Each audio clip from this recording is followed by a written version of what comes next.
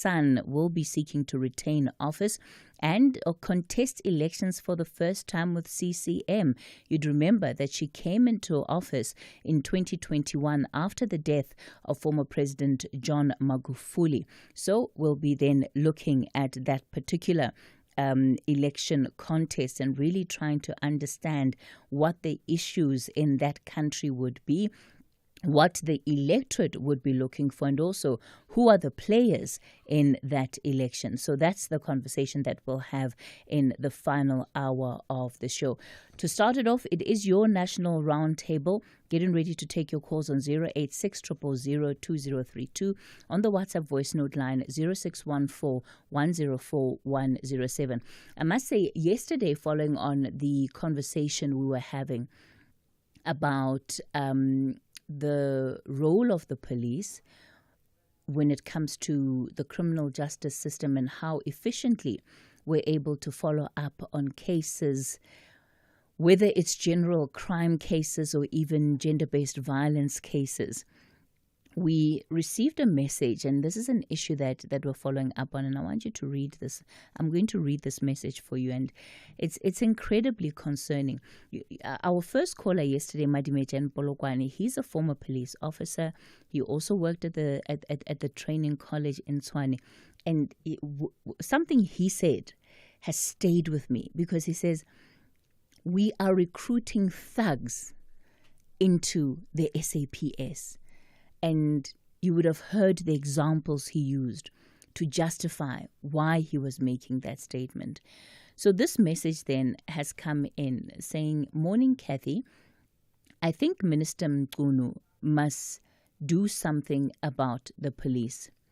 At Ngome Police Station, a police officer there is accused of raping a child who is his neighbor. He was arrested with full evidence, but he was acquitted and was reinstated and is back in full uniform. And he's now been placed at Nongoma Police Station. He even tried to pay izinkomo to the family to ask for forgiveness." Can you believe that? Can you believe that? A police officer accused of rape, evidence is presented. I mean, the fact that he even wants to go to the family to pay izinkomo, as is being suggested by our listener here, to ask for forgiveness, is an acknowledgement of what he has done. But yet, he's still at work in full uniform. So this is one of the issues that we'll be looking into. We've already reached out to the police out in KZN, particularly in that area, to try and find out what exactly is the situation. But when we received this message, it took me back to what Madimeja in Polokwane yesterday had to say about the quality, about the caliber of individuals that are being recruited to the South African Police Service. All right, we'll take a quick break, and then I'm back with more with your calls on the open line. A bowl of cereal, a glass of orange juice, some flavored yogurt for breakfast. Ultra-processed products such as these may be high in sugar, salt, or saturated fat. Having too much of these products could lead to diabetes, hypertension, and heart disease. Our health is in danger. We have the right to know what's in our food. Demand front-of-package warning labels. Now, sign the petition on heala.org. HEALA.org. Welcome back to the sun-drenched shores of St. Marie, where the beaches are beautiful and the murders are mysterious. It's Death in Paradise Season 7. New cases, quirky suspects, and D.I. Jack Mooney, who's still figuring out the island and how to drink coconut water gracefully. Catch the show where paradise meets puzzling crime. Because even in paradise, someone always has a secret. Death in Paradise Season 7. Wednesdays at 9 p.m. on S3. Starts 28 May. S3. Open up.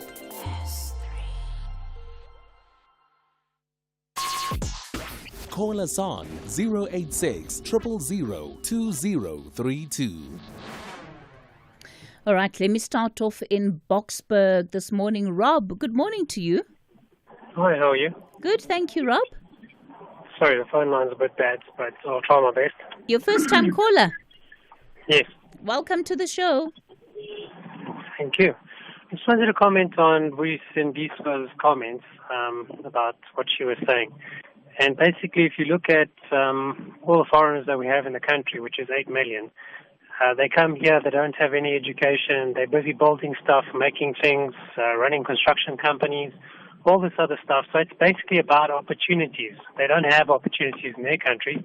They come here, they take the opportunities that are available to them, and they make something out of themselves, buy houses, buy cars, and basically add to our economy. So it's not about education or trying to make everybody equal, with this equal mentality. It's about opportunities. It's about government getting out of the way and allowing people to do what they need to do to survive and, make stuff, be inventive, create things. Rob, in the same way that you've given the example of how, others are able to come into the country, find and create these opportunities for themselves, do you think that we as South Africans are that open to exploring opportunities outside of our borders? I think we are. I mean, you see all the different companies that have moved all over the place, but the problem is that if government makes people into babies that, we always want to open our mouths and then they want to feed us, we're never going to get off our butts and go do something. Whereas, if you have to go do something, then you become creative, you become entrepreneurial and you go and do stuff. But, the government always keeps blocking everything instead of doing what they're supposed to do, which is basically protect us from invasions and basically run the economy, run the water, run the electricity. And obviously the police, that's all they're supposed to be doing. The rest, they should just get out of everything and just let people do their thing. That's it. So better government efficiency will help people, get up on their feet. Correct. Just like China. I mean, everybody says China's communistic and all the rest of it. China is not communistic. China is more capitalistic than America. And that's why they are where they are. Because there you can try an idea. You can do things. You are open to, create and invent and manufacture and all the rest of it. Whereas the only people that can do that here are the foreigners because they don't have, all the restraints on them. They come here, they just do whatever they want. Nobody controls them. I know a whole bunch of foreigners. They got woodworking companies, construction companies. They're doing very well. No complaints from them. They think this place is, wonderful. But Rob, how do you think they're able to operate without having the necessary paperwork in place? Because that's as a South African, you wouldn't even be able to tender for some work if you're not a grade 9 construction company. So Correct. How are they able to do it? That's the catch, isn't it? They can do it. Everything's done in cash. They don't have to go look for all these different things. They can just do it. Whereas the rest of us are all constrained. All right. Interesting perspective, Rob. Thanks for calling in. Rob out in Boksburg. It also comes back to the conversation around the spaza shops, right? That on the one hand, when we talk about compliance is not really expected of everyone in the same way, right? That you can go to some areas and you won't be able to operate because you're told you're not compliant. But somebody else next door is doing exactly the same thing, but somehow they're able to continue doing it. Maybe there are loopholes there that Rob is pointing to. Mbowane in Mafikeng, good morning. Good morning. Yes, sir. Yes, you see, with yesterday's ruling there on Judge Sophia, the problem there, the section which the judge did use, it's it was a 1949 section of Constitution. So the problem is that Constitution that we're using now was not passed in Parliament. And now is being used to oppose something that is coming from the Parliament. That's where the confusion of this law. Because why? The section 165, which saying the state should not interfere with the function of the court. That is understandable. But the problem is this law was passed out of Parliament. That's where contradiction of this judgment is. So how do you think it can be resolved, Mbowana? Do you think it needs to be resolved? I mean, do you think that it is a problem that the court has found in the way that it has? It is a problem because how can we live in democracy but following the apartheid laws? That's where the problem is. That's where the problem is. Because we are busy celebrating 30 years of democracy, but we're using the law which have been implemented 76 years ago. So that's why if you check the people who always run to the courts, they know that we are using a constitution that was passed during apartheid. So there's no way you can win because it's two different scenarios altogether. The constitution wasn't used during apartheid, though, Mbowana. No, it was passed in 1949. The law that the constitution of us having now mostly was passed in 1949. You can go and check them. You can go and check and you will find that's why there's always problem with court ruling in our country. Look, I think I can hear you where you have particular pieces of legislation that, you know, have been were promulgated a long time ago or developed a long time ago and almost need to be brought into the future. But I don't think that we can talk about wholesale the Constitution being a document from 1949. I don't think that that's factually true. Compare yourself 1996 Constitution and the 1949 Constitution. You will see there's a contradiction there. As they should be. There's a contradiction, and that contradiction, if it's not attended to, then we are in disaster as we are now. Okay. All right, Mbowana. We'll leave it there for this morning. Ronald, you're in Siatemba. Good morning. Good morning, Cathy. Yes. Cathy, I spoke to you on Thursday about the minister's visit to our area on Friday, Minister Gwede Mantashe. He was there to launch the petroleum company or to inspect the mines? No, Cathy, he was just there to ensure that his interest in that mine prevails. Oh, Ronald. But what was the official reason for the visit, Ronald? Cathy, one, and this is one of the reasons the community is not happy. One is the mine went there to unveil a gold plate honoring Minister Mantashe as a former employee of that mine. While there is thousands of people who worked far longer than Gwede Mantashe on Copperton mine, still staying in that community impoverished. Orion elected to honor this one individual with a golden plate on the walls of the skark of that mine. Now I'm saying this, Cathy, that he went there for his interest because that mine, Cathy, if we go and look, Orion Minerals have received tons of millions of taxpayers' money to the IDC, and the mine has for the last 10 years been preparing to go into production. It is still far from there. It is still searching for money. It is still not bringing anything in the community.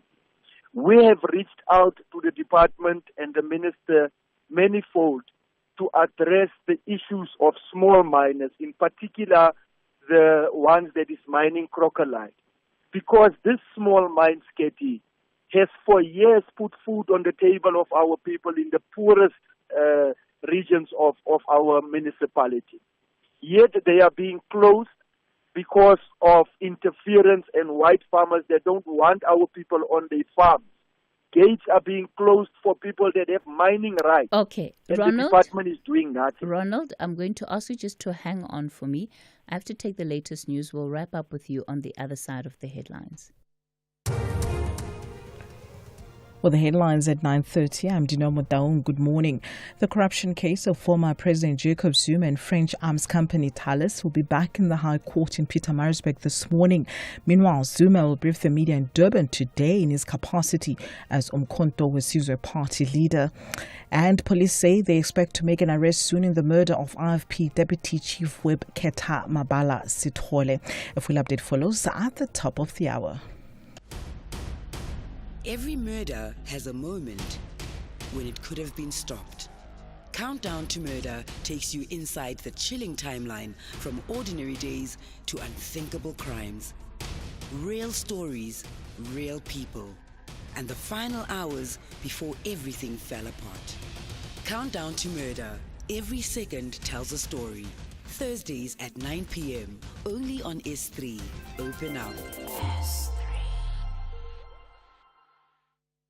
Across South Africa, online and on radio. SAFM, let's talk. We continue the conversation on the talking point this morning. This is your National Roundtable. Taking your calls on 086 000 2032. That's the number to dial. On the WhatsApp voice note line 0614 104 107. Let me continue with Ronald in Siatemba in the Northern Cape. So, Ronald, one of the things that you wanted to do was to confront Minister Gwede Mantashe about the complaints that you as a community have in as far as this mine is concerned, that you believe is not necessarily doing what it had committed to doing. There were other issues you wanted to raise with the minister. Did you have a chance to do that? Cathy, no, unfortunately not, because Minister Mantashe is of the view that they must be invited to address community issues. That is his words that he gave me in that clip I posted. It is clear we must be inviting him to address community issues. And it's particularly why I'm phoning on your radio this morning, Katie, so that South Africa must know when the ANC ministers comes to our communities next year and they knock on our doors to ask for our votes, when they come to our churches to come and ask to speak to our people in church, we must give them the very same answer. They must be invited, because now it's about an invitation. We didn't get a chance. The arrogance that the minister is having towards the community. He was there for 2 days, Katie. We are posting today how he was having parties the whole night and saying we must come tomorrow. And we have all the communications. He was the one who said to us, you will see us the next day. We were there on a legal. We applied to be there picketing. Yet he came to us and said to us, no, we haven't invited him. We must invite him to address our issues. How does a minister go into a municipality for one matter on taxpayers' money and don't want to see the poorest of the poor who needs his help to put food on the table? It is absolute arrogance of this minister. It's the same arrogance we saw of other ministers in parliament. And our communities must know, when they come back next year, we must tell them, you have not been invited. Don't come into my yard. Don't come into our communities. You don't have an invitation to come and ask for our votes. That is the message that I want to give to our communities today. It's the only way that we are going to change the attitude of these ministers and the arrogance with which the ANC has been treating us. Yeah, look, I want to try and find that clip, Ronald, that you say you put on, that you sent to us, so that maybe we can play it for our listeners. And did you have an exchange with the minister? I haven't been able to see it yet, so that's why I'm asking these questions. Getting nothing at all. He got out of his car. He didn't even greet us. He just got out and said, yeah, we mustn't come and ambush him there.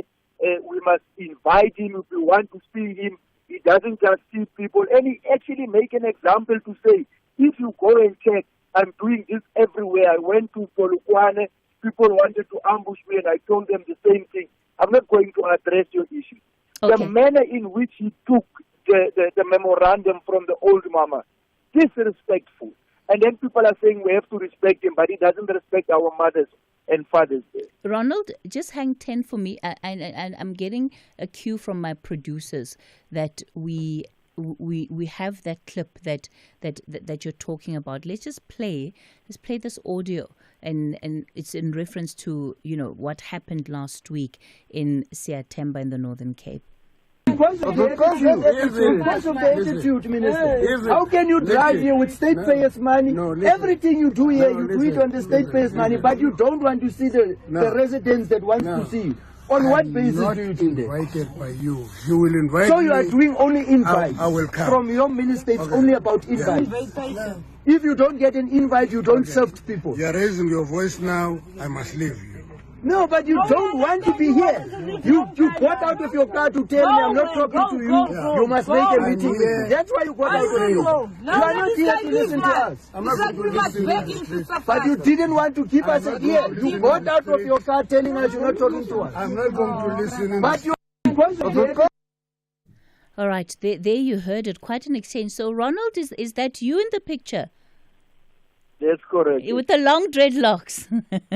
Yes, correct. Okay. And how did you feel after all of that? Quite a heated exchange. Cathy, remember we were there already for 3 hours. The mine refused to give our mamas a toilet. They refused to even allow them to use a mobile toilet at the gate. So by the time when the minister came, people was already heated. We were in conversation with his office. We phoned while we were there, and they said to us, no, we must wait. The minister is waiting to come and address us and take our memorandum. And like I'm saying, Cathy, I think the worst part is how the minister got out of his car without a greeting, without anything. Basically, just telling us that he's not interested in seeing us and he's not going to address us without an invite. Sure. We left there. The elders was really upset about the whole thing. Yeah. Well, Ronald, keep us posted in terms of how far you're able to get with extending then an invite to the minister to come to Siatemba to specifically deal with the questions and the concerns that residents have. And of course, you're rightfully frustrated about what has happened, especially if there was a commitment from his office that he would make time to sit down with members of the community and hear the concerns that you wanted to raise. We will do so. Thank you very much, Kate. All right. Ronald out in Siatemba in the Northern Cape. Yeah, I mean, what do you even say to that, right? The minister, of course, responded in the way that he did. He clearly felt justified in doing that. Members of the community are aggrieved, I think rightfully so, especially if they'd been in contact with the office. But I don't know whether it's because of the high number of protests that we have in this country, but I have noticed that before, when communities would have a protest and they'd call for officials to come and receive the memorandum, and there was a commitment to come, there was a level of seriousness with which that was taken, like it meant something. Today, people can hold a protest and leave without any official coming out to even bother receiving their memorandum of demands. It happens. And what are you expecting people then to do? Because they're raising these concerns in an official manner, and they want whatever issues that they're raising to be taken seriously. So I don't know if it's because we have so many protests that after a while there's a sense that, oh, just another one. Oh, who's going to go fetch the memorandum today? Maybe it's a debate in WhatsApp groups. No, Lebo, it's your turn. No, but I went yesterday. When I go today? No, but it's happening during my lunch hour. Sorry, keep busy. I guess nobody will receive it then. Yeah, I guess so. Is that how it happens? I don't know. James, you're in Durban. Good morning.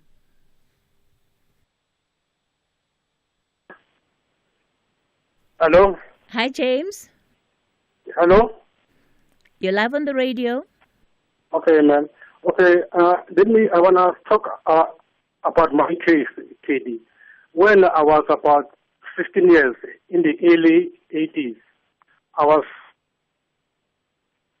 medical doctor, Dr. John Paul. He had a Yeah, James, the line to you isn't great. We're going to have to try and see if we can't get you up on a different line. Unfortunately, it's not working out on this one. All right, I'm still taking your calls. It is your national roundtable. The number to dial 086 000 2032. That's 086 000 2032. On the WhatsApp voice note line 0614 104 107. Let's have the conversation. WhatsApp voice notes on 0614 104 107. Good morning, Cathy. Indeed, thugs and criminals are recruited into the SAPS. I was also beaten by the members of the public order police, brutally so, for no reason. And when I lay a charge, IPED cannot find the registers of those who were in that vehicle, whatever that I've identified. And I managed to identify one of them, but still they cannot get those records because they say those records are not there. Somebody's trying to protect somebody. So doing, it says we must go for vengeance now. Hi, Cathy. Bantum Chiselwa here. Thank you so much for bringing up this police topic, because the police officers that are recruited are a bunch of criminals who do not know the law and are abusing their powers. Not so long ago, my aunt, who lives in George, was manhandled by a police officer who came to her house in the middle of the night in a state vehicle wearing police uniform, and manhandled her and beat her up because he had a problem that my aunt's tap was leaking and part of the water was going in his property. Instead of coming for a conversation, he beat my aunt up and he got away with it. Good morning, Sis Cathy. Sis Cathy, we shouldn't be surprised about what we hear about the policemen that are involved in raping and crime. You know, your caller yesterday explained it explicitly that the caliber of the people that are being recruited in the police is very questionable. I think the best thing is to get the police minister or anybody in the hierarchy of the police to come and explain to us, why are they recruiting thugs like that gentleman was saying who phoned in yesterday? Please get us the police minister to come and explain to us. I thank you. Hi, Kathy. My name is Leslie Lima. ANC influence crime, gender-based violence, and murder. In this case, you can see that some of the whistleblowers are not protected. The first one. South Africa community or civic were used to coordinate or correlate with police the gangster disrupt. The ANC ministers are protected and live in a luxury houses and with bodyguard, no service to the poor. My name is Les. Thank you. Call us on 086 000 2032. Thanks for sending some of those WhatsApp voice notes through. That is absolutely concerning. A police officer coming in the middle of the night to beat up his neighbor, who also happens to be a woman, because of a leaking tap. Please, can the listener who sent that message to us, please send us more details around what happened there, because we'll just add it to the list of some of what our listeners are reporting about, these acts allegedly that police officers, some at least police officers, have been committing these acts of violence that they've been committing and getting away with. Oh, so disturbing. Pule, you're in Matlosana. Good morning. Good morning, Cathy. Two things here. And I'll be brief today. One is John Clocker. I was listening this morning. I couldn't get in when Tula Caesar was on air. Then there was this gentleman, Kumbuzo, who called, sorry to mention name, about why Sobe is allowed to serve in other committees, not the committee that impeached him. Precisely the committee that impeached him, he cannot serve on it. And overseeing judge and disciplining judges when he was disciplined. He can't. That's why the Constitutional Court has ruled that it was unconstitutional for Parliament to accept that Dr. Flope, to serve in that committee that oversees judges and the performance of judges.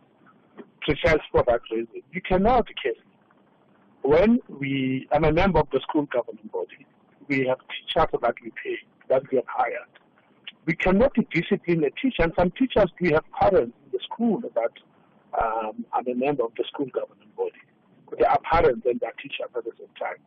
You cannot, after we have disciplined you as a school governing body, and you can becoming a member of the school governing body overseeing teachers. We have disciplined you for the conduct, harassment of learners, late coming. Then we discipline you, then we expel you.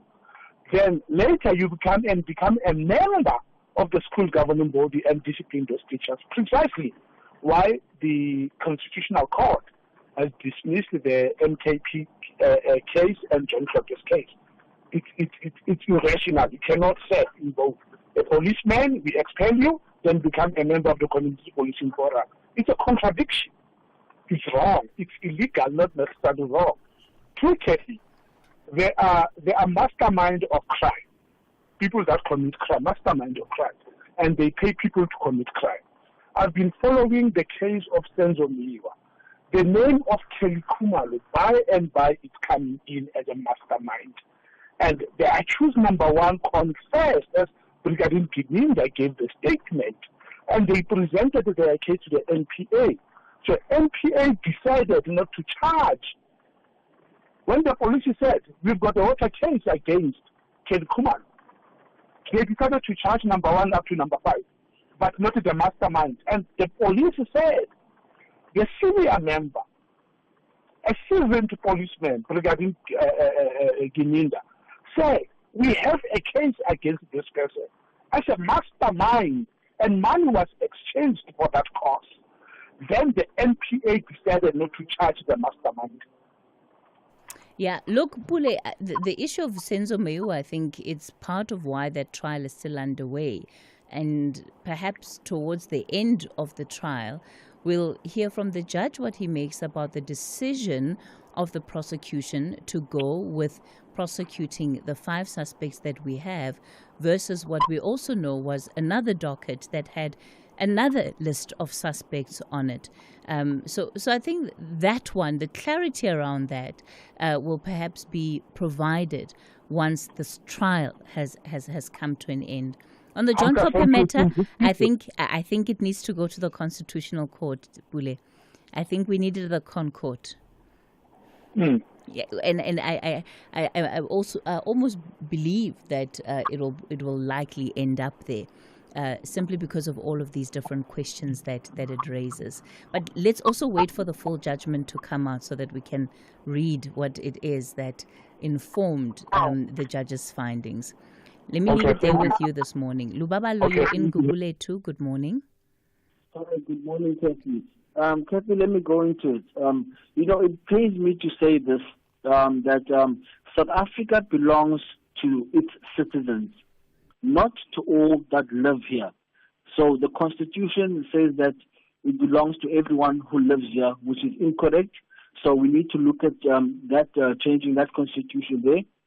I'm saying this because of right now, Sis Cathy, we're overwhelmed with illegal immigrants across Africa and beyond, using and abusing our healthcare system, which is free for everyone who lives here. But really, we can't be waiting in the queue while immigrants are occupying like 60% of the occupations in clinics and healthcare. Yeah, I hear the point that you're making about South Africans maybe feeling that they're disadvantaged by an overwhelmed healthcare system. The 60%, though, where does that figure come from? No, I know, because we actually don't know how many of them are here. I mean, there are definitely millions of illegal immigrants. Really, we don't know how many are. But then you can't say 60% because it's just an assumption, right? Well, let me give you an example. Last year, I took my cousin at Mobley Clinic, and then apparently we had to wait here 2 weeks because, the queue was long.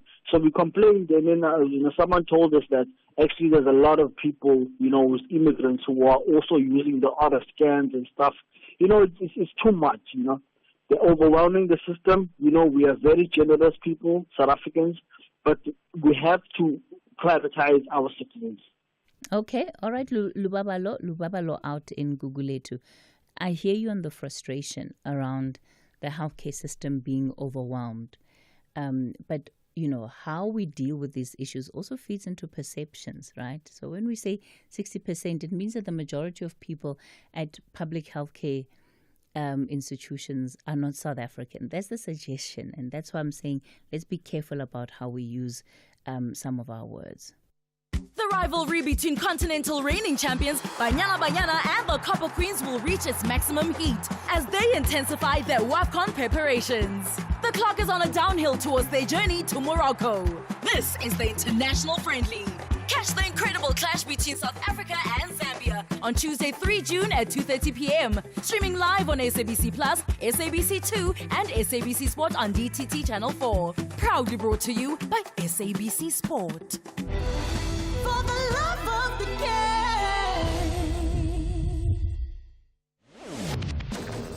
Oliver Dixon on SAFM. So from a timing perspective, has the president instructed the minister over the last 2 weeks or so to complete drafting this policy directive and to gazette it as soon as possible?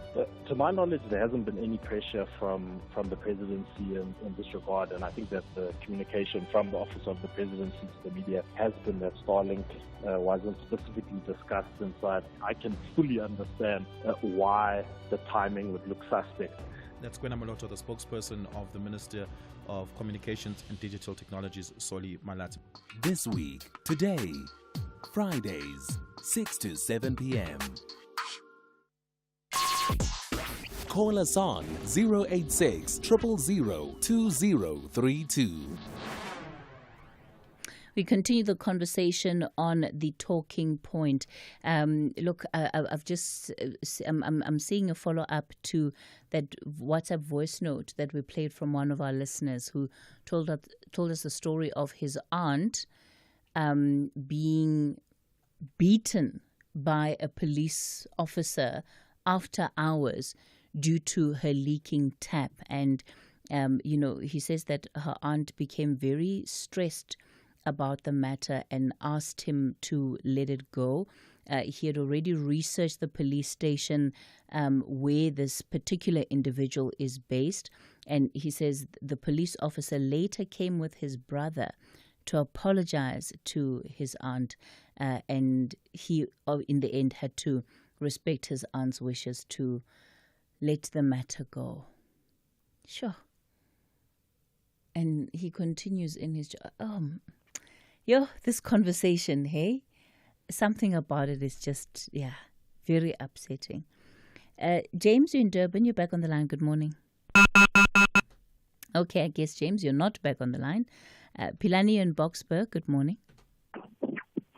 Good morning, Cathy. Good morning to listeners. Yes, sir. Hello, can you hear me? Go for it. Hello. Go for it, Pilani.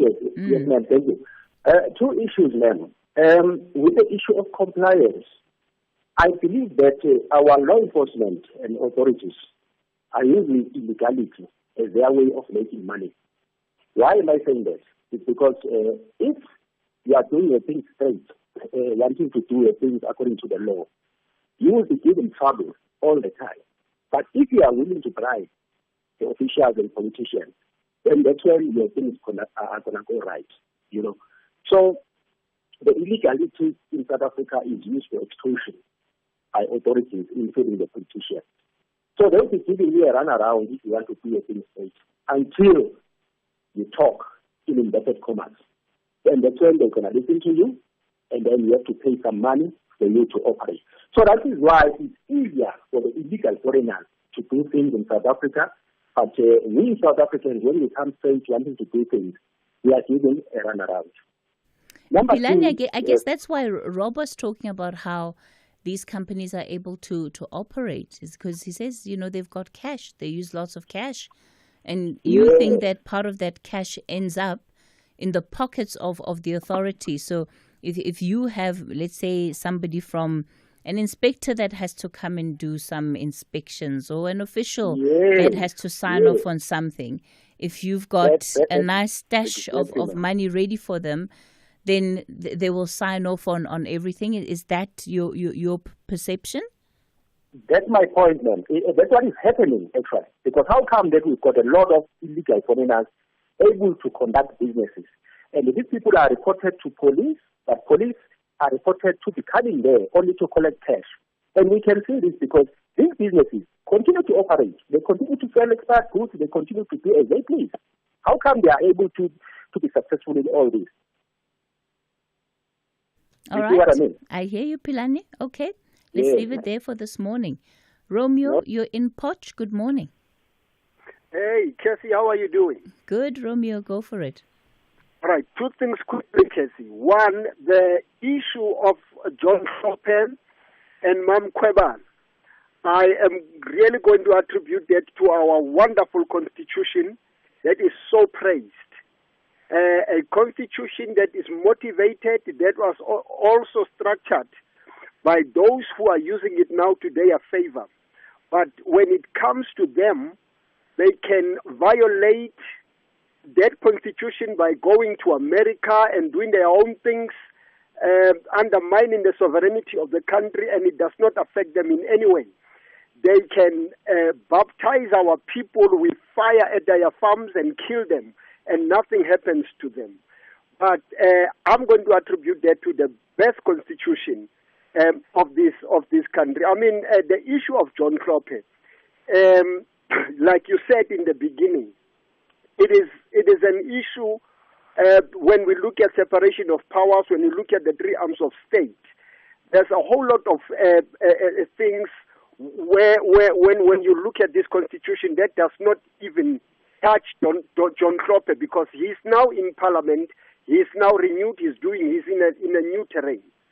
But anyway, it's fine. It's our constitution. I hope it will be reviewed. I hope many things will be reviewed, and it will favor the broader society of this country and everyone that stays in this country, because for now, it really doesn't favor everybody that stays in this country. Okay, Romeo? Yeah? Yes, Cathy. Okay. The second thing, Cathy, it is an issue that I've raised with you guys. I even sent a long WhatsApp in JB Max municipality in Potchefstroom, where 14 elderly people are without houses because they are removed from their RDPs. And the young people have now occupied those RDPs because of the fraud that happened. And we've raised that with all the mayor, the MM, and everybody, including the MEC of Cocta, and nothing is happening. People have occupied the RDPs, and the council said that they will now give these 14 elderly people new places. We are now going for 3 years, and they are still without Romeo, houses. Did they ever move into the RDP houses? Yes, Cassie, they did. So they were living in those houses, and then they were moved out as an evicted. You know how it happened.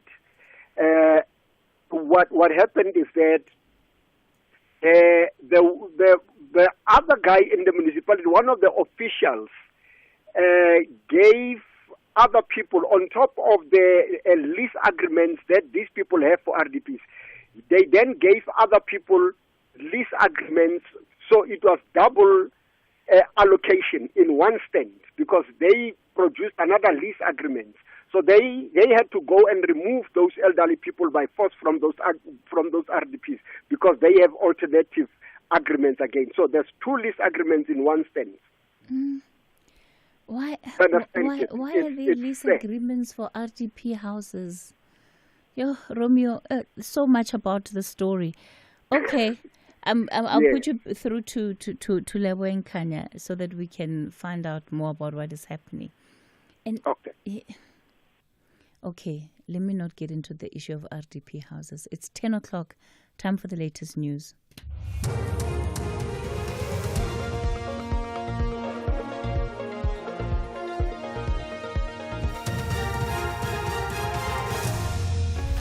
Top story: Zuma Thales corruption case returns to court and police near arrest in IFP Deputy Chief Whip's murder.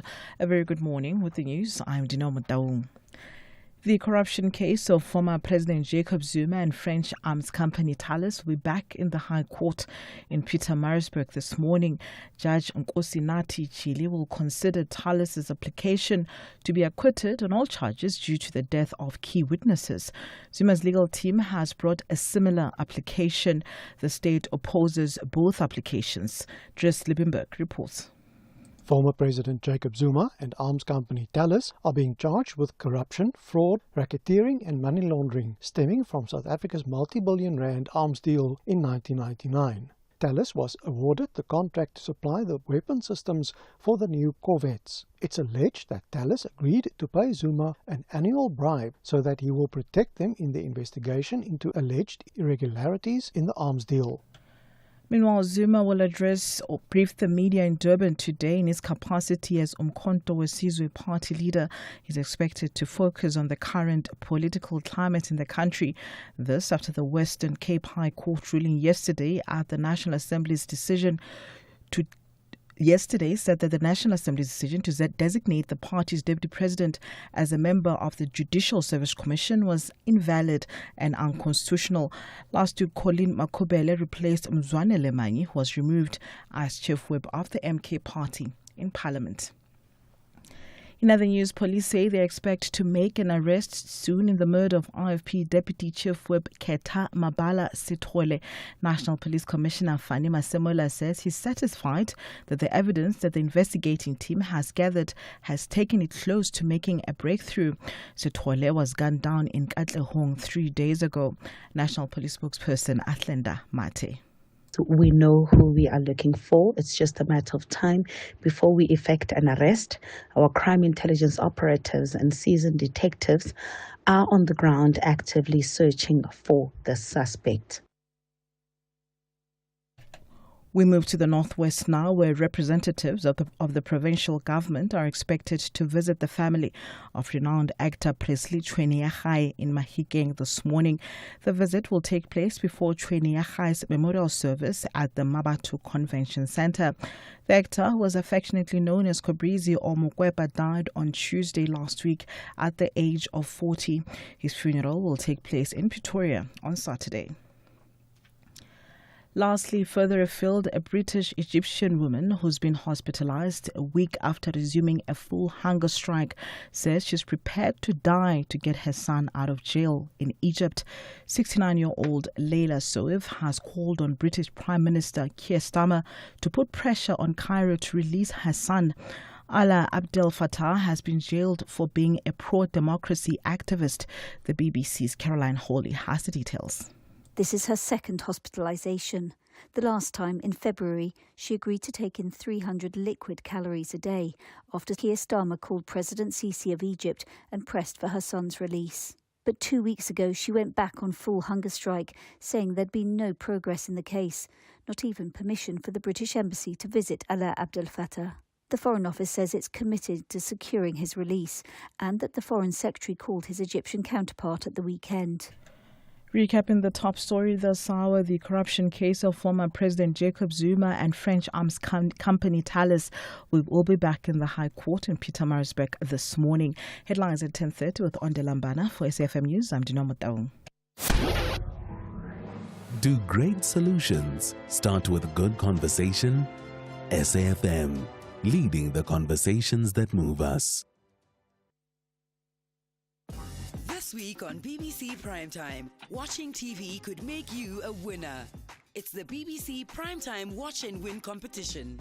Just tune into your BBC Primetime shows, answer a few simple questions on S3's TikTok account, and you could walk away with awesome prizes. From thrilling dramas to jaw-dropping reality shows, the more you watch, the more chances you have to win. Watch, answer, win. Only on BBC Primetime. Airs weeknights 9 to 11 p.m. on S3. Your couch just became the best seat in the game. This winter, escape the chill and find warmth in Limpopo, where golden sunshine meets cozy bushveld evenings and adventure never hibernates. Explore the hot water springs or unwind in affordable luxury at Serene Limpopo Wildlife Resort like Nailsflay, Dinyala, Makuya, and Lekhalamedzi. Explore Kruger, Marekele, Mapungubwe National Parks, where winter is just another season of wonder. Discover ancient stories at Zata Ruins, Bakoni Malapa, Chate Heritage Sites this winter. Come closer to nature, to heritage, to warmth. Visit GoLimpopo.com. Your warm winter escape awaits. Hashtag GoLimpopo. Hashtag more to enjoy.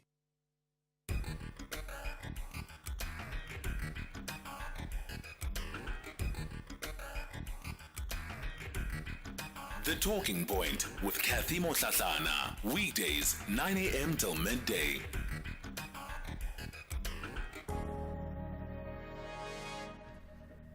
6 after 10 o'clock, welcome to the second hour of the Talking Point. In this hour, of course, it's a Tuesday, and 10 o'clock, we do what we do every Tuesday at 10, which is Talking Finance. Brian is going to be coming online shortly. He's already in studio. Always a nice surprise seeing Brian. But before we get into it, let's take some of your WhatsApp voice notes from the open line.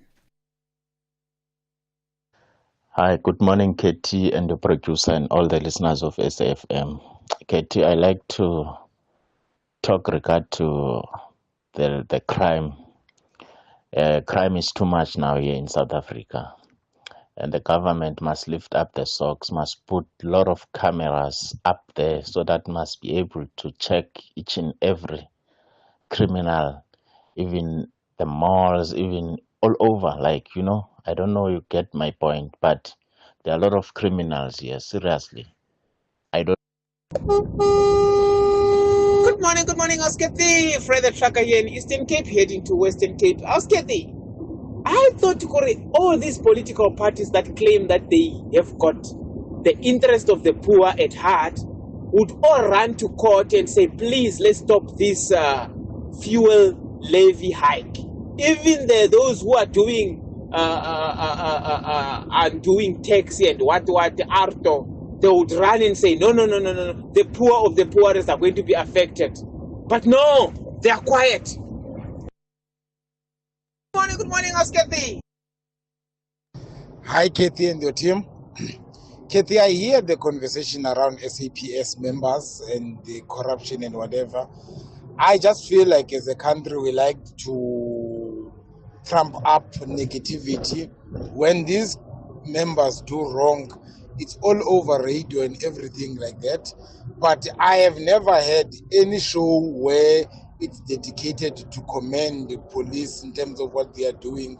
I mean, we've got Mkwanazi now. No one has actually put a segment to say this man is doing well, or the police in KZN are doing well, or for us to hear success stories of police who sometimes help women to give birth in homes. So I feel like we just blame whenever there's something wrong, but we don't also give credit where it's due. Thanks.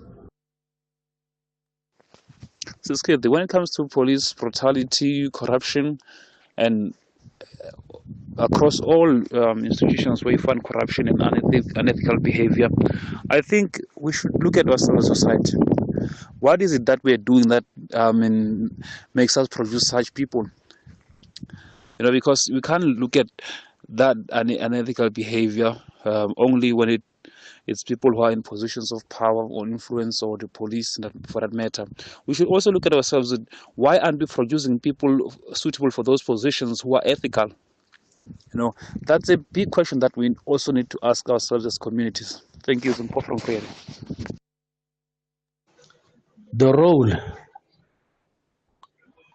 played or to be played by Hlophe in the committee would be to recommend judges to the president, and it is the prerogative of the president whether he hire those judges or not.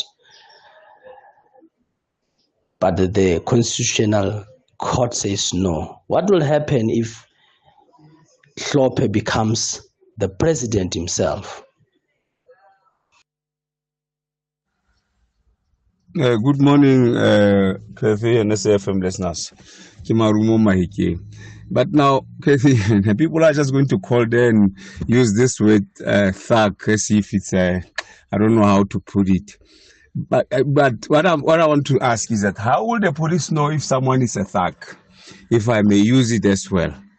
Because the police department is the only department that recruits about 10,000 people at a go. There's no other department that can do that. So people go there, some of them with the degrees and what, because they just want employment, not that they want to be a police. That's why maybe we are experiencing some problems with the police department. Because some are not really they want to earn a salary. So there's no way the government will know if somebody is a thug or not. It's going to be very difficult to identify thugs out of 10,000 people. Good morning. Kimaru Momaike. The land is their legacy, but in season 3 of Yellowstone, that legacy is under fire. Kevin Costner returns as John Dutton, fighting to protect his ranch, his family, and everything that can't be bought. More enemies, deeper betrayal, and the battle for the West, it's only just begun. Yellowstone Season 3. This land was won with blood, and it'll take more to keep it. Saturdays at 9:30. Starts 24 May. Only on S3. Open up. The National Pulse, weekdays, 3 to 6 p.m. Let's then talk about some of the issues that you had raised anyway with whoever attended that Scopa hearing on behalf of the Road Accident Fund yesterday. There were many things.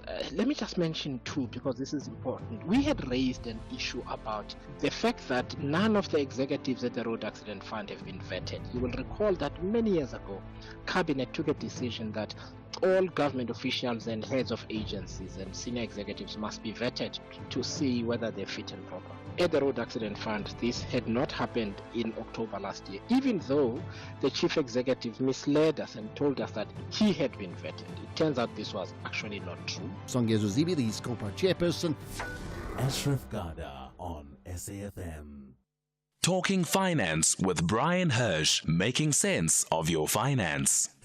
Brian Hirsch, a very good morning to you. You're layered up today, so it means that winter is here. No, the days are lovely. We're so lucky in Gauteng. I mean, are you a winter baby, Brian? What do you mean the days are lovely? The days are cold. No, I'm a summer baby, but the early morning, late evening, but during the days, the sun's out, beautiful, particularly in Gauteng.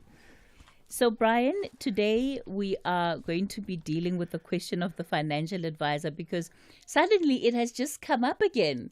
Lots of our listeners have been calling in, asking different questions around financial advisors. And I know we dealt with this topic a few weeks ago, but, we're coming back to it because clearly there's some unanswered questions that people still have. Yeah, what we dealt with in our question time was people saying, what should I be asking my financial advisor?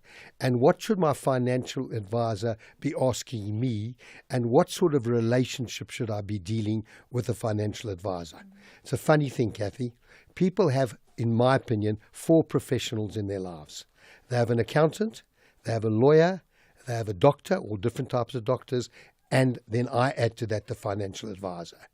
No one is unhappy to pay the doctor, the accountant or lawyer.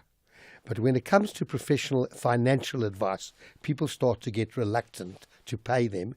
And when you consider how little financial advisors actually do charge versus the other professionals, and bear in mind that when you get into trouble or when your loved one dies or gets sick or disabled, other than the doctor being there to maybe treat the illness, the lawyer's not there, the accountant's not there. The financial advisor is there to help them navigate what they need to do. You know, in my experience, Cathy, I've had many years, unfortunately, where a spouse has passed on. And particularly in the Jewish religion, once there's been someone buried, people then stay at home for 7 days. And during that 7 days, people come and visit you. You don't leave the home. Friends bring food for you, and you spend that 7 days just sitting at home, having people coming to say and pay their respects. It's a wonderful way of getting through that first 7 days. It doesn't always help. And, you know, in my experience, the number of times I've put my arm around someone who I've visited and said, "You're okay." Meaning nothing more than that. You're okay.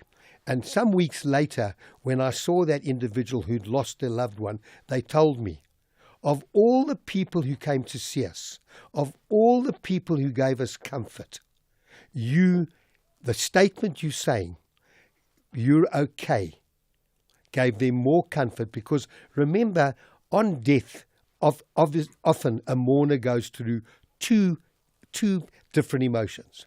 The first is grief, obviously, and the second is guilt. Now ask me, why guilt?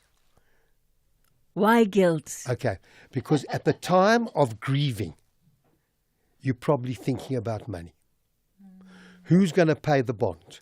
Who's going to pay for the school fees? Who's going to offset the debt? How am I going to live?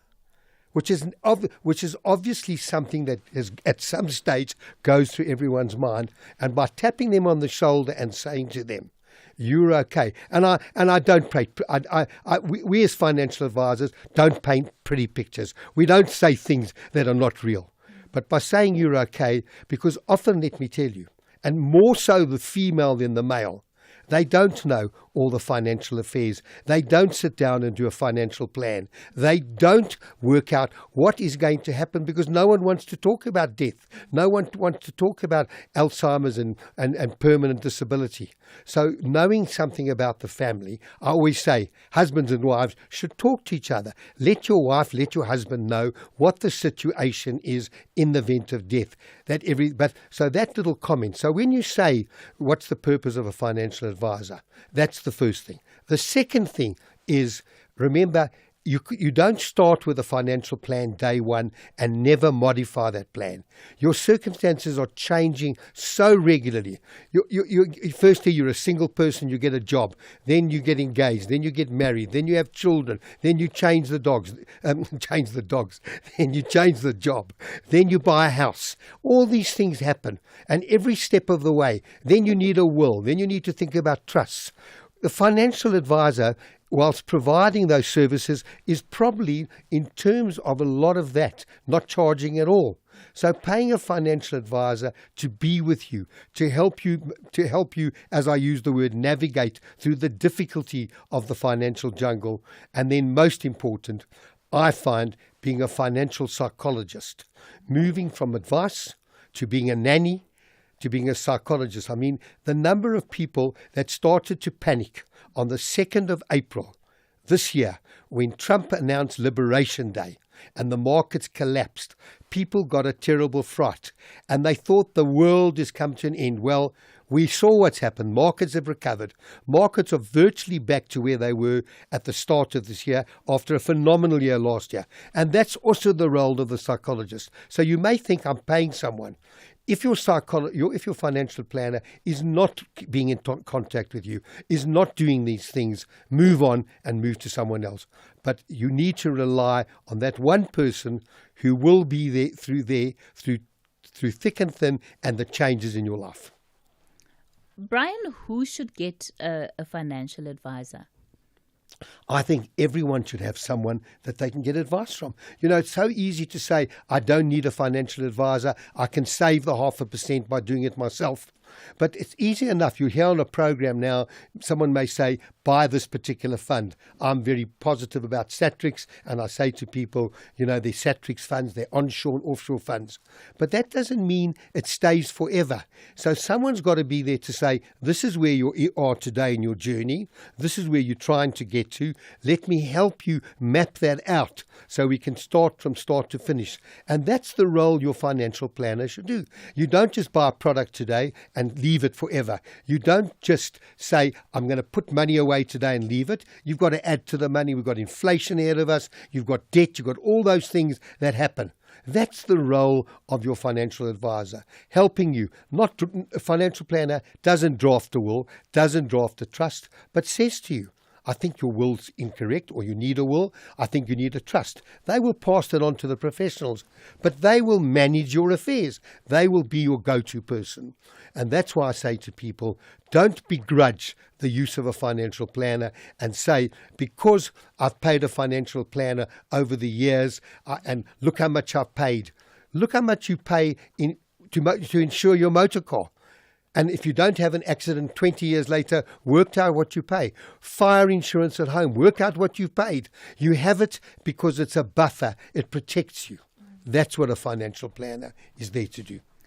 How much of what you discuss, Brian, with your financial planner should you be sharing with the rest of your family? You talked now just, and I think it was such a wonderful example that you gave, you know, of the questions that people have to confront when there has been a death in the family. And of course, what the security or the financial security of a family looks like is a really, really big deal. And you say, you know, we need to get to a point where we're talking about everything, especially amongst partners, spouses, whatever situation people might find themselves in. But then there's also the question of not wanting to give too much away, because in our day-to-day, people are getting killed for insurance. So now you're a mom, you're telling, you know, your maybe your kids or people close to you, before you know it, there's a whole scheme that's being hatched, because that's the reality of the world we find ourselves in. So how much should we be sharing about our financial future and, you know, what happens in the case of death? I think, for starters, a financial planner should know everything about your financial circumstances, should know about what you're trying to achieve. What is your objective? What are your long-term goals? Your financial planner has a relationship with you like a three-legged table. The three legs, and as you know, the three-legged table stays, all the legs stay firm, the table never falls over. The first is there must be capability. You must be comfortable that that person's capable. Secondly, you must know that I have confidence in that person. And the third thing is you need to be Go ahead, Brian. Sorry. You need to be compatible. Yeah. But your financial advisor should be sitting with you and your spouse, wherever that may be, maybe sometimes children, particularly if you think about elderly people who may be getting cognitive memory loss, maybe leading to dementia and even Alzheimer's. Remember, Cathy, a power of attorney in South Africa is not enduring. A power of attorney that you give someone ends when that person is no longer mentally capable of understanding, although people don't understand that. In America and the UK, far more sophisticated. They have what's called an enduring power of attorney, which means the power of attorney carries on until death. Here in South Africa, it stops. People don't realize that. They're still continuing operating on a power of attorney. However, the powers that be, the institutions, are now saying, you've got a power, I've got a power of attorney over my wife. I want to make sure your wife is still compos mentis and knows what she's doing. The games that South Africa played with trusts and power of attorneys is coming to an end. Grey listing has made sure that we now properly handle all these things in the correct manner. So when you say how much should you know, I think spouses should know about each other. They should know what their savings plans are. That doesn't mean a husband and wife need to have the same saving plans. I think today, most people, we have many double income families where both the husband and wife work. But I think they should know that something happens to one of them. If there's debt, how they're going to pay the debt. I think it's a discussion people don't want to have. Is it because they're lazy, if they think it's not necessary? The wife often says, I don't need to know about if my husband got life insurance or not. Of course you need to know if you've got children. And if it may sound a lot, 2 million rand. 2 million rands worth of life cover will give you 12,000 rand a month. And how you're going to pay debt off it, and how you're going to pay for your children's education. So what I'm trying to say, these are serious conversations. And if we do, and you can hear me how passionate I am, and if you do anything, have that conversation with your wife. Sit with a financial planner. They will help you. They will help you with a lot of difficult situations. It's not a question of you saying, I know it all, because we don't even know it. I learn every single day something new. And so I hope I've answered your question. What do you find often stops people from that level of disclosure? From being that honest. The prompt of questions by a financial advisor. What is your situation? What does your life file look like? What does your financial file look like? Do you understand? Have you got a budget? What are you going to do about your debt? How do you get rid of your debt? I mean, I'll give you an example. A lady came to see me last week. She's in her 40s. Her husband's also in her 40s. They've bought a property, 2.3 million rand bond they've taken. So I said, and what if something happens to either one of you? Well, the other one will continue paying the bond. For 600 rand each, they can buy life insurance to cover the bond in the event of death. That type of thing. Maybe just being a bit lethargic. How many people have actually bought properties and they've got bonds and they've got debt? So everyone has a different amount of need of a financial advisor and how sophisticated they are. But you don't know how circumstances are going to change. If I look back on my life and I think back to my early 20s and what's happened in the last, I won't even mention the last 60 years, what's happened in my life, but and the changes and the difficulties that occur. There was a great runner from Morocco who won the 400 meters hurdles at one of the Olympics in the 80s. And she said, life is like running the hurdle race because it's all these hurdles, and that's what life's about. How do you get over those hurdles? Lovely saying. I just can't remember her name, but I have mentioned her name on air before, because that's what life's about. You have small hurdles, you have bigger hurdles. We're resilient. We have to get over them and the difficulties. So coming back to, I'm saying, just see. And if your financial advisor is not being in contact with you and not giving you service, I promise you, easy to change. There are lots of other eager, hungry financial advisors waiting to provide that service. So we're talking finance with Brian Hirsch. Brian, of course, answering the question around why one needs a financial advisor.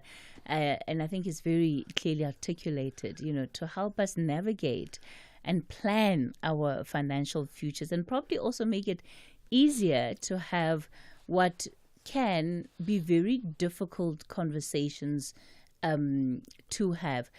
When you're sitting down with people, Brian, especially in the context of families, what do you find is, I don't want to say a challenge, but what becomes the challenge around the money conversations, whether it's with parents and children or, spouses or partners or whatever the case might be? When you've articulated the role of a financial advisor, the role of taking every piece, estate tax, investment, retirement planning, Coombs, debt too soon, debt too late, the living death, the long-term savings, when you get that explanation, it makes it a lot easier. Let me just add this. A wife will never tell her husband what she really paid for a dress or a pair of shoes. And a husband will never tell a wife how much he's lost on the market. It's as simple as that. Those are two rules that I've lived throughout the years. And any woman listening, think about it. Have you ever told your husband the real truth? And husbands, have you ever told your wife how much you lost on a particular share or something like that? Yeah, look, and I'm really interested by some of the things that you're saying. Kanya, does your mom know all your financial secrets? Does she know where all your eggs, your hidden eggs, are nestled? Kanya says no. She says no, not yet. Yeah, I don't know about this advice, Brian. And by the way, Brian does advise me from time to time. So I know he's going to be calling me into his office. Yes, when? When? Now there you are. Cathy, how long have you been putting this off for? Maybe it's because I don't want full disclosure. You don't want this conversation. All right, we're going to continue the conversation with Brian Hirsch. How do you feel about that, right? Let's talk about what Brian is saying. And maybe also, deal with some of the issues that get in the way of having a financial planner or advisor, even beyond maybe, the commission that might be due to them. But what really gets in the way of that vulnerability, of that honesty about not only conversations around the state of our finances, but death, what happens in the case of death? Are we planning for that? Can I just add one thing? The most difficult conversations is when couples are in a second relationship having lost spouses. Okay. Because that discussion is very difficult to have when two people come together from previous marriages, having lost spouses, they're now living together. What happens on the death of either one of them, cohabitation, all those things, when their children from their previous spouses and the children always think that woman's after my husband's money, or today, it used to be like that, today is that man's after my wife's money. Yeah. It's time for the latest news headline. Thank you, Cathy, on the news headlines on SAFM. I am Ondelambana and a very good morning. We start with the news just in. The High Court in Bloemfontein has found that former Free State Premier, former personal assistant Muruadi Cholota's extradition from the US was unlawful. The court has just delivered judgment in the trial within a trial of the 255 million rand asbestos removal case. The corruption case of former President Jacob Zuma and French arms company Thales will be back in the High Court in Pietermaritzburg this morning, and representatives of the Northwest government is expected to visit the family of renowned actor Presley Chweneyagae in Mahikeng this morning. This visit will take place before Chweneyagae's memorial service at the Mabato Convention Center. A full update follows at the top of the hour. Taking a look at your markets this morning, the rand currently trading at 17 rand 88 to the dollar, 24 rand 21 to the pound, and 20 rand 43 to the euro. Markets in Asia were mainly higher at the closing bell. The JSE red across the board in mid-morning trade. Markets in Europe are slightly lower this hour. Gold is trading at $3,363. Platinum $1,058 per ounce. The price of Brent crude oil is at $65.07 a barrel. What if you open up more? Open up to learning and experiencing more of Mzansi and abroad? What if you open up culture and explore the extraordinary from music to drama and the latest fashion? What if you open up your wild side, discover a world of skyscraping cities and brown sugar beaches? What if you open up your kitchen and immerse yourself in cuisines from all corners of the world? What if you open up your voice with all eyes on you without being seen?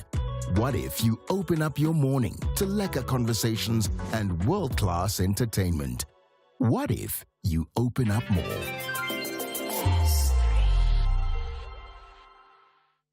With the ever-changing financial landscape, it can be difficult to make sense of all the moves at times. Join me, Jimmy Moyaha, on the SAFM Market Update with MoneyWeb, Mondays to Thursdays, 6 to 7 p.m, as we break down the key market trends, top financial stories, and smart investment insights, all in one place. It's everything you need to stay financially informed and ahead of the curve. Proudly brought to you by Volvo. It's safe to be brave with Volvo. Talking Finance with Brian Hirsch, making sense of your finance. We're talking finance with Brian Hirsch. Of course, I'll also be taking your calls and questions for Brian soon on 086 000 2032. That's the number to dial for our studio line, 086 000 2032. On the WhatsApp voice note line, 0614 104 107. So, Brian, you're just touching on an interesting point, and it's also around the number of cases that we are seeing where men are the ones that are filing for spousal support. It seemed to be somewhat of an anomaly a couple of years ago, but now, is it a perception that it's on the increase, or is it really on the increase, Brian? Well, my father wanted my sister to marry an accountant, a doctor, or a lawyer. Today, you want your daughter to become an accountant, doctor, or lawyer. And there's a funny fab I have that's been going on all my life. When I first started in the insurance career, one of the people my mentor said to me, you need to look at appointments in the newspaper, people who've been promoted, and those are the people you should be phoning to try and talk to them about life insurance. And I've been doing that every Sunday for all those years. And what I'm noticing, and I still look at the appointments, I'm not phoning them anymore. I'm not doing that anymore. I'm leaving that to the younger people, but I see so many more females being appointed to senior positions. And as you know, the statistics reflect that more women work in this country than men. So women are now doing a lot better, and husbands may be falling behind the wayside. So whereas previously, you're absolutely right, women went to husbands for, and I've always been against maintenance, because maintenance is so difficult to police. I believe in the clean break principle, if possible, but it's on the rise, and it's increasing all the time. What's a clean break? Clean break means no maintenance, settle, amount of cash, do what you've got to do. The husband walks away, the wife walks away, and they've settled the financials. So rather give capital, and then one's got to say, well, how much capital do you need, rather than the maintenance. The maintenance costs in this country are diabolical. I don't know if they're as bad as the government employee pension fund. I'm not sure. But to try and get maintenance, and the cost of having to go to the maintenance court when a female, particularly in years gone by, getting maintenance, can't get it. I mean, we could run a program just on what the problems are, and maybe you should at some stage, Cathy, what the problems are with women who get maintenance and how the difficulty it is. School fees aren't paid, all different things aren't paid. I was involved with a school governing board. I was the chairman for 18 years. My worst job was collecting money at the end of the year, and I was always told the simple thing: I pay my wife, and it's my wife's responsibility. And the wife would say, no, the husband doesn't pay me, it's the husband's responsibility. And I was in the middle trying to collect school fees. Yeah, so it can be very difficult. But I guess also very difficult for lots of people to have that upfront payment, eh? Yeah, very difficult. But there's as you know, many people are married in community of property, or accrual with ANC with accrual means everything built up during the marriage belongs to the two of them. ANC is automatic, 50-50. However, there's pension funds that should be, you've got to go through it. But you've got to be, with maintenance, you've got to satisfy yourself very much that if you're going for maintenance, that there's some recourse if you don't get the maintenance, because you're paying the bills of life. So, that's a very difficult one. One message coming through here. Good morning, Cathy and Brian. I think I need a financial advisor. I no longer qualify to take on new debt because of the financial choices I've made. My car installment is 10,400 Rand. What car do you drive? To Anonymous. That is installment, fuel, insurance, tracker. I imagine it's like a very nice car. I pay a bond of 6,500 Rand. My take home is 2,000 Rand. How can I remove myself from this? I am thinking of taking the car back, or even selling the house. Well, when you're spending more on a car than you're spending on a bond, that's really concerning. I mean, today we find that most people spend somewhere between 30 to 40% of their takeover on a bond, not that much on a motor car. So yes, it probably makes sense. However, remember, if you've got a lease on a motor car and you take it back, you may not cover that. If you trade in the car, you may not cover the lease, and then you may have that as a debt. The banks have financial advisory arms. They all do. Speak to a financial advisor in the bank. You may need to speak to someone about debt review, all different things you may need to do. And your financial advisor may not know anything about debt review, but they can guide you where you should go. So your financial advisor is your go-to person, and they will advise you. But you do need to have a financial advisor. It certainly sounds from what you're telling me that the car you've got is costing far too much. I mean, I see these adverts where you can get a car. I don't know what the term is or anything like that, but certainly you need to relook at your budget and certainly get rid of some of your debt. Yeah, because I just did the math quickly. Anonymous, with just the information he or she has provided, earns 18,900 Rand. That's what their take home would be. Yeah.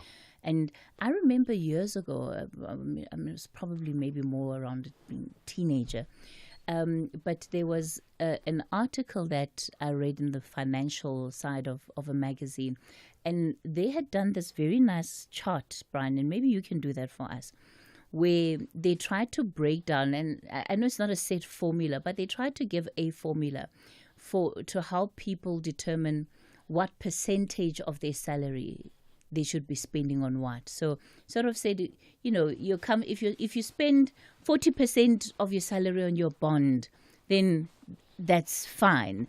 20% on a car, 20% on savings, because I think that helps when it comes to then making financial decisions, because you know that at least you've proportioned your spending into the right places. Because this caller definitely has got it all wrong. Because she's got at 6,500, she's probably got a bond of somewhere around about the 600, 700,000 mark. I mean, we had some good news last week, and not enough. We had a 0.25% interest rate cut. That's the fourth one over the last 9 months. Interest rates are now down 1%. My advice to you, if you can afford it, carry on paying what you were paying to your bond. Don't reduce your bond if you can. Those that can't obviously understand you're going to pay less, but if you carry on paying because you'll pay your bond off, that is the best investment you can make, by paying that extra 1% that you have now saved because of interest rate cuts. By putting that extra 1%, even if you can raise a little bit into your bond, you'll pay your bond off. And that, by the way, that's the most healthy of all debts, having a bond. Mm-hmm. A motor car is somewhere in rank number 3 because it's an appreciating asset. And what people tend to do, like with cell phones, the minute they contract up, so they go and get a new cell phone. The minute they paid off the car, they go and get a new car. Absolutely no. When you've paid off your car, you can easily drive it for another few years. You don't need to replace it. Okay, all right. I'll do that, Cathy. Yes. Yeah. Please, Brian. I think that will be very helpful for our listeners. All right, let's take more of your questions for Brian. Across South Africa, online and on radio. SAFM, let's talk. Good morning, Cathy and Brian. My name is Tembe. I'm calling in the town of Postmansbeck in Northern Cape. So I just want to know that as far as the pension fund, so I have resigned from one company, but I work less than a year. They were deducting that pension fund. So now I want to know, because they were telling me that I will only claim that money when I'm 60. So now I just want to know whether is it true, or must I just claim it now? Is it possible to do that? Thank you very much, Cathy and Brian. Right. So let me make this comment. Everything you've contributed to the pension fund as at the 31st of August, so you need to get that breakdown. You can take that now immediately.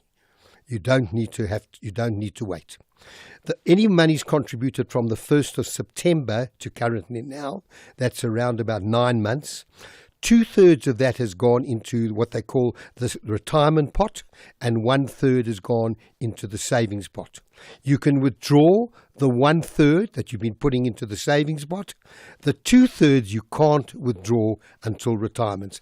I mentioned last week that I don't think that too many people were aware of this difficulty, because we had the same debate 4 or 5 years ago when companies want to force preservation. Well, they've now the new regime, the new pension fund dispensation, you are actually forced with that 2/3 that you contributed, and I repeat, only from the 1st of September 2024. So you said you've been with the company for a year, which means that from May to end of August, that money you can take now. The money that the 1/3 that you put in since September to now, you can take. The 2/3 is locked in. It will still continue to grow, but it's preserved for you until retirement. That is correct. All right, let's take another question for you, Brian. Mr. Brian and Cathy, I just want to ask Mr. Brian, is there any insurance that's paying out, like insurance? Any insurance that can pay out monthly, like over a salary? I think this person is looking for options that can give them income, Brian. And he wants to know what would his options be. Okay. Right. If you want, there is what commonly known in the marketplace is an income plan, where you give an insurance company a lump sum. They will give you a 5-year guarantee on your capital, and they will also give you a withdrawal on a monthly basis. That's one option. That's insurance companies offer that. It's quite tax efficient, depending again on your tax bracket. Remember, if you're not paying tax, then you can look at differently. You can go and buy what we call stable funds in the market. You can buy it on Signia, or you can buy it on Satrix, and you can draw a fixed income. You can put money into a money market account. You can draw that on a fixed income. It depends on your circumstances. There are quite a lot of options. And because there's so many options, it's best, again, as I said, talk to a financial advisor. If you don't have one, talk to your bank. They will show you the different options. They're obliged to make sure that they understand your requirements. They provide you with solid advice, all the costs involved. That would be my best advice to you. Let me go to the Eastern Cape. Mr. D. Good morning, Mr. D. Morning. Morning, Cathy. Morning, Brian. Yes, sir. Morning, Mr. D. Yeah. Brian, I would just like to know, how regularly do you say that fund managers and financial advisors look at the fundamentals of an investment? Because when I started making investments, I read all the books of the great investors of the likes of Warren Buffett, Benjamin Graham, Peter Lynch, and that's a clear message that comes out there, that you need to be able to analyze the fundamentals. Like, for example, when you analyze a business, shares of a business, you look at the cash flow statement. You look at the income statement, what kind of earnings a business generates, the assets, the liability, management, and so on. So, because why I'm asking is that I very seldom hear those guys refer to that kind of thing. You always hear them. They take money, they put it away for 3, 5, or 10 years. But according to what these guys are saying, you must be very specific. You must select individual investments with the right amount. And that will guarantee that you outperform inflation in the market at the end of the day. Mr. D, unfortunately, that line to you is not great. But Brian, did you get the gist of what he's saying? Mr. D, you spoke about a fund manager, and you spoke about a financial advisor. Two completely different animals. The financial advisor will guide you where you should be placing your investments, and then they will be placed in either funds or segregated portfolio if you're choosing individual shares, and then that fund manager will continue to manage your money. Your financial advisor will evaluate on your behalf how the funds are doing, how the investments are doing, have regular meetings with you at least twice a year. But remember, any relationship with your financial advisor is two ways. It's them with you and you with them. They don't know when your circumstances are changing, and you need to be able to let them know what is happening. When you talk about analysing a share, I understand all the components you've spoken about: cash flow, industry, upside liabilities. But there's a bigger factor at play. You have to do what's called a top-down approach. Which industries do you want to be in? And then you've got to look at a bottom-up approach. Which of those stocks are you looking at? Give you an example. You look down, if we go back 20 years, you would be looking at very, very different industries to what you're looking at today. Today, the healthcare device market, the pay systems like Visa card, MasterCard, the technology communications, healthcare, all these are very, very different. So you've got to look at the world has moved on. I'm absolutely amazed how individuals. I had breakfast with Daryl Bennett this morning. The sophistication where he's moved on in terms of the ability to evaluate. So what I'm saying is, it's a lot more than just looking and then understanding in which stock you want to be. I'll give you a perfect example. Internationally, the three stocks that are favoured are as luxury items, and this is not a tip, I'm just sharing with you. The first is Ferrari. And people say, but hold on, why Ferrari? Because Ferrari is the biggest brand seller in the world. The second is Louis Vuitton, and the third is Hermes. There's a big move now to move out of Louis Vuitton for various reasons in terms of their change in buying patterns and move to Hermes. The average person wouldn't know that. They'd sit and marry a share. I've got a client, by the way, who came to see me. She inherited shares from her father 25 years ago. I've never seen a portfolio like that. It is done brilliantly. Her father bought Capitec and her father bought Richemont. It's done absolutely fantastically. And there was someone who's been married to the shares. So all I'm saying is, sorry about that. So I hope that helped you, Mr. D. Okay. I'm sure Okay, the client. thank you. All right, Mr. D. Thank you so much for that. I'm sure the client has made a pretty penny. Hey, Brian. If somebody bought Capitec and Richemont her father. shares, No, she's bought nothing. Unbelievable. Welcome back to the sun-drenched shores of St. Marie, where the beaches are beautiful and the murders are mysterious. It's Death in Paradise Season 7. New cases, quirky suspects, and D.I. Jack Mooney, who's still figuring out the island and how to drink coconut water gracefully. Catch the show where paradise meets puzzling crime, because even in paradise, someone always has a secret. Death in Paradise Season 7, Wednesdays at 9 p.m. on S3. Starts 28 May. S3, open up.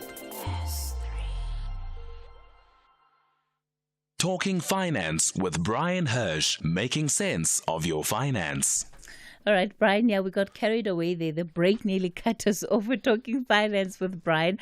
I'm still taking your calls and questions for him. 086 000 2032 is the number to dial. On the WhatsApp voice note line, 0614 104 107. So, Brian, I was just saying, Capitec, Richemont, is it Richemont? Richemont, yeah. Yes.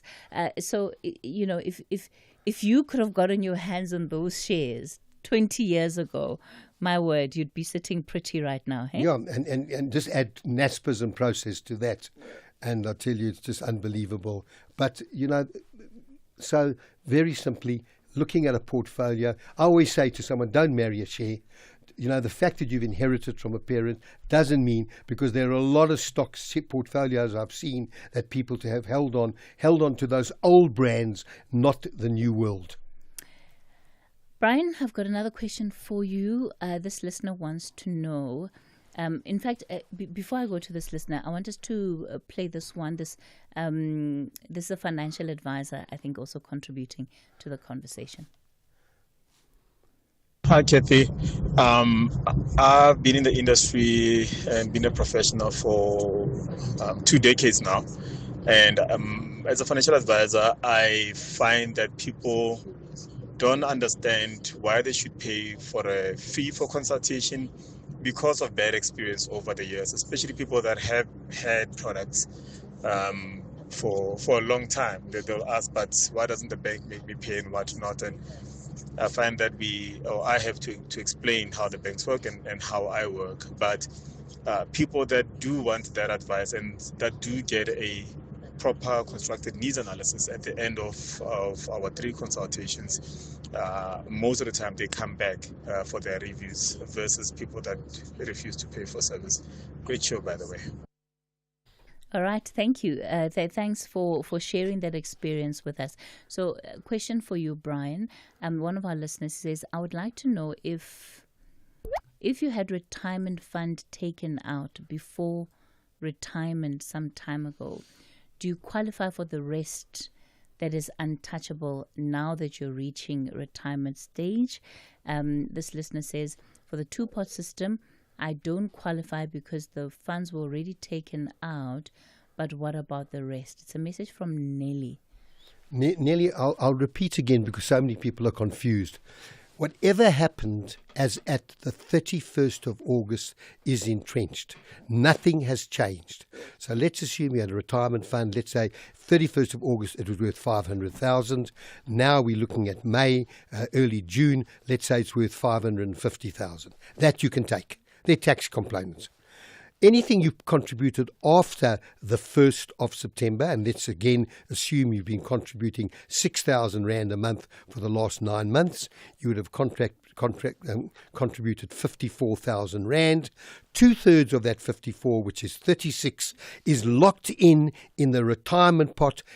It'll continue to grow, but you can't take it till retirement. The 18, which is 1/3 of the 54, you can. So you're not as locked into someone who starts a pension today, a youngster, come 10 years' time, leaves the job and wants to get their money. The 2/3 they will not be able to take because it was contributed after the 1st September, and the 1/3 they will. I know we get a lot of questions, so I don't mind from time to time answering this just so people understand what this is all about. I make a comment again, I was very surprised at this 2-pot system because I know all the trouble the industry had when they wanted a forced preservation, and with the 2-pot system, the fact that you could draw, it's just that forced preservation just seems to have slipped through, and I'm not sure if the unions ever explained it correctly to their members. Okay, so then this person's option is that they can access those retirement funds. Anything that they've had in the fund as at the 31st of August, plus any growth from the 31st of August, they can. Okay, so Nelly, I hope that answers your question. You would have some grounds to claim that money. Okay, let's take more of your questions on the WhatsApp line. Good morning, Cathy, Ntate Brian to the team and the loyal listeners across the country. Ntate Brian, for the rest of my life, I've never paid tax to the SARS man because one, I've never received salary in my account. I've never been employed by any company, and I don't even own my own company. I'm only surviving on people calling me to do small jobs, like small piece jobs. They pay me right there, and then maybe I use the money to purchase whatever that I need. You understand? So, am I committing any offense against the state? Lastly, how do I rectify this problem if I'm committing any offense? If I go to SARS today to register, are they not going to probably punish me for invading tax for the rest of my life, whereas I've been unemployed? It's Bramoro in Bloemfontein. Are you online, or is that It's a voice note. Look, the first thing is there is what's called a voluntary disclosure program with SARS, where anyone that has done anything that may be illegal can go to SARS and confess without any penalties or any possibility of any charges being laid against that person. Again, you talk about piecework, so you're going to be paid in cash. Look, by rights, even the informal sector should be declaring it. I know it's not happening. It's not my job to advise on ways of not pay of avoiding tax, and there's a big difference between avoidance and evasion. Yeah, because as you know, Al Capone went to jail for tax evasion, not for anything else. So you are avoiding. But if your tax is low, because depending on your age, because everyone has a threshold of how much you can earn before you pay tax. If you're within that threshold, you're really not doing anything wrong. And if you did disclose it to SARS, you would also get what's called a nil tax return. That's the best I can answer on that particular question. Yeah. Always a difficult one when someone hasn't paid tax for me to actually. The bottom line is people should be declaring income and should be paying tax. But, in the informal sector, very different. Yeah, I guess it's also just about that threshold here, Brian. Yeah. Yeah, the threshold is also matters. Yeah, I think for anyone under the age of 65, the threshold's about 85,000. Mm-hmm. Over 65 to 75, it's about 120, and over 75, it's about 140. Exactly. All right, Brian Hirsch, give us your details. Yep. Okay. Good news. My radio line's back working. Okay. So a lot of people, 011 880 4888 011 880 4888 or www.bhca.co.za. Have a great week. I won't be here next week. I shall be watching South Africa, and hopefully we can pull it off. Brian, I'm willing to buy a bag. Are you? That I'm going to put myself Cathy, in to come along for the ride. Cathy, all you need is a toothbrush. Thank you, Brian. It's 11 o'clock. Enjoy your time away with watching the cricket in London. Time for the latest news update.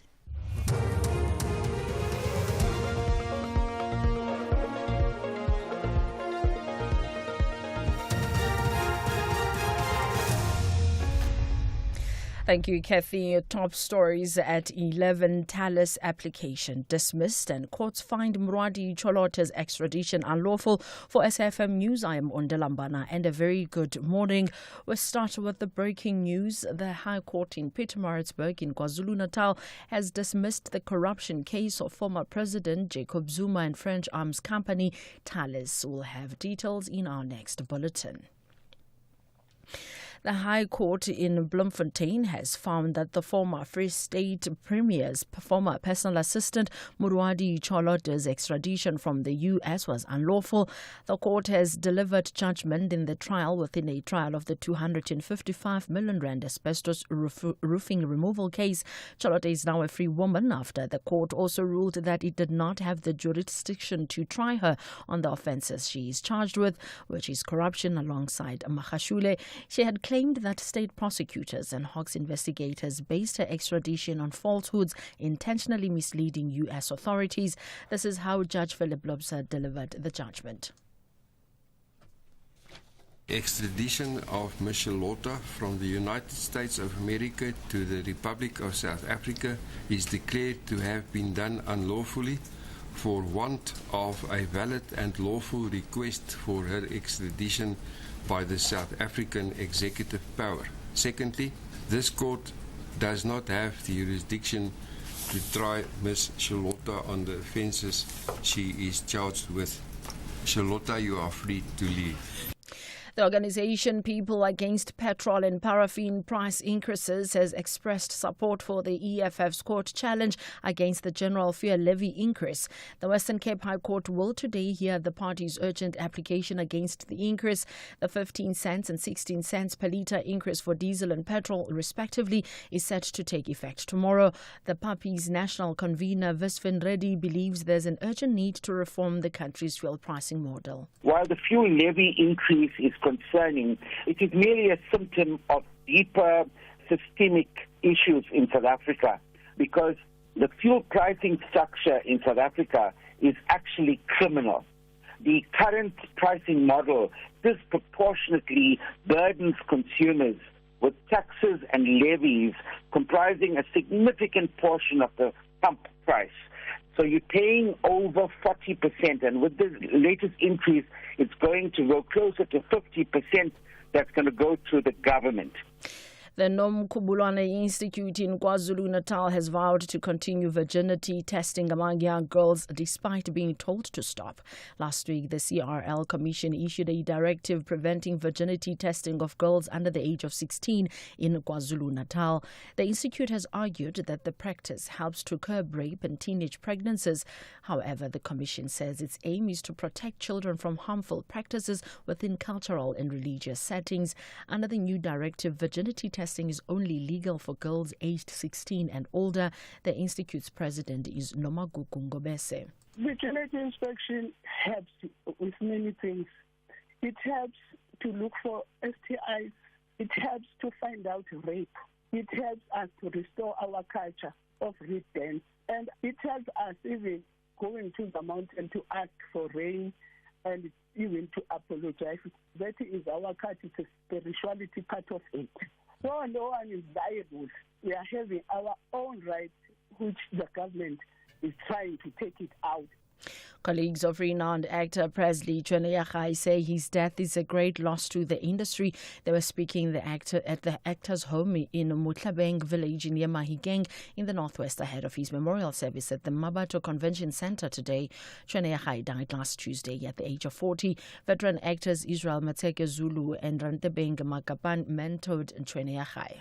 Then after we shot the Tsotsi, I liked Presley to bring him closer to me. As he was young, is younger than me. But I wanted to take care of him, in terms of the danger of the industry, just to mentor him, to be with him. We have lost a giant. Senatla, Timega. We lost man, somebody who could have contributed a lot to this industry. His ideas, he had plans, he wanted us to come back home, try and revive it. Recapping the top story, the High Court in Pietermaritzburg in KwaZulu-Natal has dismissed the corruption case of former President Jacob Zuma and French arms company Thales. I'm on Delambana for SAFM News Headlines at 11:30. SAFM 104 to 107 nationwide. After a 1-0 draw in their opening match in last year's edition of the regional competition, Bafana Bafana and the Mambas meet again in this year's tournament opener. This is the Hollywood Bets COSAFA Cup 2025. Catch the glittering action of Southern African football. South Africa versus Mozambique. This Wednesday, 4 June at 2:30 p.m. Streaming live on SABC Plus, SABC Sport on DTT Channel 4 and SABC 1. Proudly brought to you by SABC Sport. For the love of the game. The Full Circle with Bridget Masinga. Thando Patu wrote the book On the Rocks, Memoir of a High-Functioning Alcoholic. I came across the term when I was in therapy. I was in denial about my alcoholism. I took on a management position. It was very demanding. It was stressful. It was my first time doing it. I found myself going home, and while watching through 2 or 3 episodes, I could finish a bottle. To deal with my feelings of inadequacy and imposter syndrome and anxiety. But I just recognized that my life had become chaotic and it revolved around drinking. So I took a step back, and this is when I went into therapy. I was a deeply anxious person, and I had to take medication to control it. The Full Circle with Bridget Masinga. Monday to Friday, 1 to 3 p.m.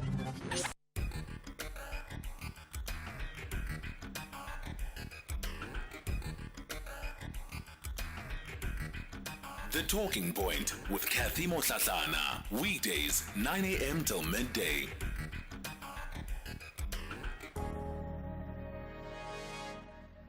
7 or rather 8 after 11 o'clock. Welcome to the third and final hour of the show.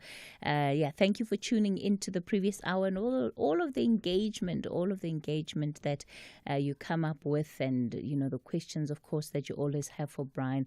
I find that that finance slot is always so educational. Jesse Aiko in Cape Town says, Cathy, thank you for this financial slot. It is always informative.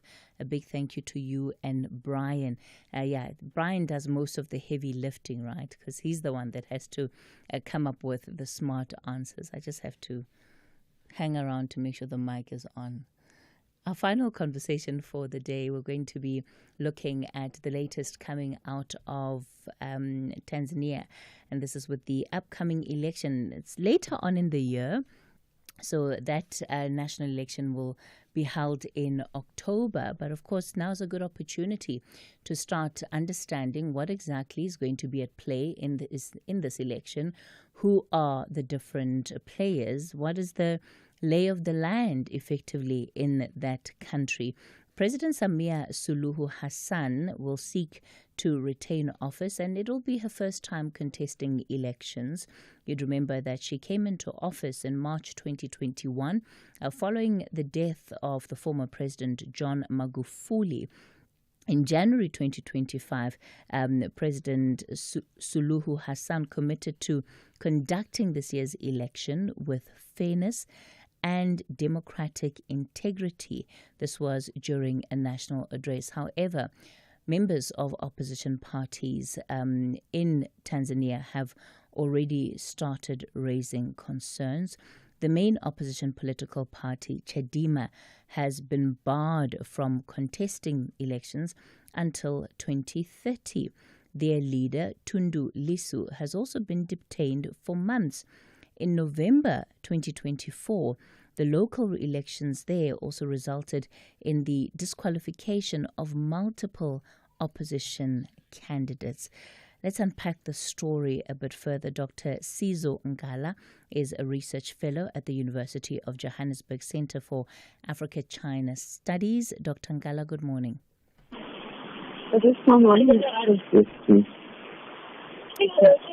Dr. Ngala, can you hear me? All right. I think that we need to try and get her back up on a different line. Certainly not clear. Let me try our next guest, Dr. Ross Harvey, Chief Research Officer, Good Governance Africa. Dr. Harvey, good morning to you. Good morning, Cathy. How are you? Yes, I can. Hello? Hi, Dr. Harvey. Hi, good morning. There we go. I can hear you loud and clear. Everything is good on your line. Wonderful. Hang 10 for me, Dr. Harvey. Let me see if we've got Dr. Ngala back on a clearer line. Are we good to test with Dr. Ngala? Dr. Ngala, good morning. Hello, good morning. All right. We've got you up on a good line as well. Good morning, sir. Welcome to the show. Let's firstly then perhaps begin with the state of play in Tanzania going into this election, and give us a sense, Dr. Harvey, let me begin with you, of what we're seeing unfold and what is the lay of the land politically. And of course, we do this to an audience that hasn't necessarily been following developments in Tanzania. So please be as detailed as you can. Give us as much context as you can about what is unfolding in that country.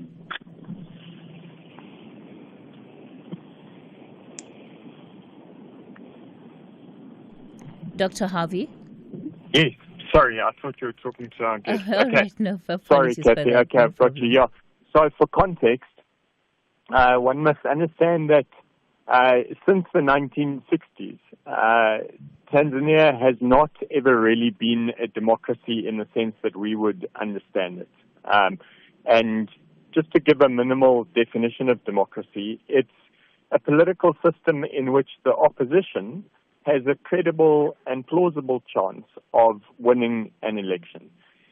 So one-party dominance, even if you have democracy in name and some democratic institutions, doesn't constitute the necessary conditions for democracy.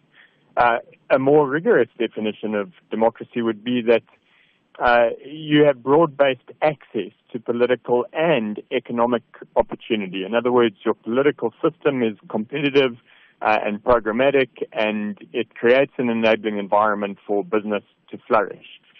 Now, in Tanzania, that has never really been the case since Nyerere's day in the 60s, where socialism dominated, and there's never been another party in power except for the CCM.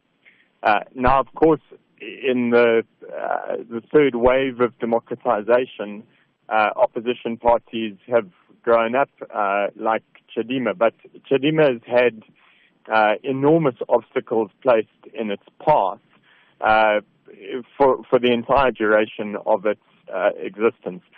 And so there's no election in Tanzania that's truly been free and fair. And that, freedom and fairness have all kinds of conditions attached to them, right? So you can't call an election free and fair if you haven't been allowed to campaign freely, if you haven't been able to organize freely. And so civil liberties that we in South Africa often take for granted are just not present in Tanzania. And this was especially on display under Magufuli's reign, Hassan's predecessor. And that was tragic for Tanzania, because under Kikwete, things had looked as if they were starting to become a little more competitive. Magufuli cracked down enormously, and that was really bad news for democracy and for Chadema. And we're in a situation now where it looks very much as if the incumbent Hassan has, in a sense, sided with Magufuli hardliners to build up her credibility and support. There was always suspicion that she was essentially a Kikwete representative that had come through, and the Magufuli hardliners had not supported her per se, and it seems as if in order to win this election she's had to bring them on side. So unfortunately in Tanzania you have to see it as a one-party state, where the internal dynamics of the CCM are far more determinative in respect of what happens in the country than how the opposition fares, and the opposition is under massive pressure. And since Magufuli's day, detention, arrests and disappearances have become more commonplace. And unfortunately, that environment of fear still pervades. And it's very tragic. I mean, having visited Tanzania a number of times myself, I really love Dar es Salaam. I thoroughly appreciate Tanzania's potential and its people, and it's tragic that the country is still in this position where the leader of the opposition is detained, where members of Chadema are being taken out, and where the party is essentially barred from competing in elections, even though it's the only viable opposition. And this is standard dictatorial playbook stuff, and it's highly disappointing that Hassan is following this dictator's handbook, if you like. And it's so important that you've come to that point, Ross, because all of these are markers, right? They're indicators. And unfortunately, the pattern that emerges from such indicators is not necessarily a positive one. While people might go to Tanzania and say, but that's not my experience of that country. I didn't feel like there was any dictatorship, etc. So how do we reconcile the two, and perhaps be able to read clearly what might be happening? Yeah, Cathy, that's such a great question. So I think, I'd probably have to confess that traveling to a country as a researcher is always very different to traveling there as a tourist, though I've had the privilege and opportunity to combine both. My experience of Tanzania under Magufuli's reign was that there was a notable increase every time I visited the country in the ambience of fear. And unfortunately, Magufuli really drove hard to create that. within the civil service especially, and then that filtered out into broader society. So when Magufuli first came to power in 2015, there was elation. Everybody who I spoke to said, this is good, a new broom is going to sweep away corruption, and you did actually see an erosion of petty corruption, so police roadblocks and all the kind of things that you see going on in a place like Zimbabwe, that actually came to an end, and that was enormously positive. And then low-level corruption was also rooted out. However, it was never clear that grand corruption was ever rooted out. Grand corruption thrives under conditions of dictatorship, because transparency and accountability go out the window, so your basic conditions of governance just get thrown out. And it then becomes increasingly difficult for anybody who takes over. So Hassan took over from Magufuli because he died in office from COVID, having denied that COVID existed. And the thing is that there was a culture of fear that developed. And so, you may visit Tanzania as a tourist, but I think if you ask the right questions, and if you'd spoken to the people who live and work in Tanzania, that would have come out. Now, of course, under Magufuli, people were very fearful to even say that they felt fearful. So that would also perhaps explain the disjunct, that sometimes you might visit a country and think that all is well, but meanwhile, the only reason people aren't saying that all is well is precisely because things aren't, and they didn't feel as if they could actually say so. Okay. So okay. My sense is that we're in big trouble in Tanzania. We're going to continue the conversation shortly. I'll also give Sizo an opportunity to come in. For now, let's take this break. We'll continue on the other side of this. EFC is live this Thursday. The indestructible champion Zakir Badat descends from the Wild Mountains to defend his welterweight title against Nigeria's electrifying kickboxing champion Segun Ogunaike. Plus, Timnan Lawuli takes on Sibusiso Suvendila, and undefeated Kevin Pretorius steps up to challenge Oswaldo Benedito. EFC 124 live from the World Sports Betting Arena. Watch it on SABC Sport Channel on DTT Channel 4 from 7 p.m. Brought to you by SABC Sport.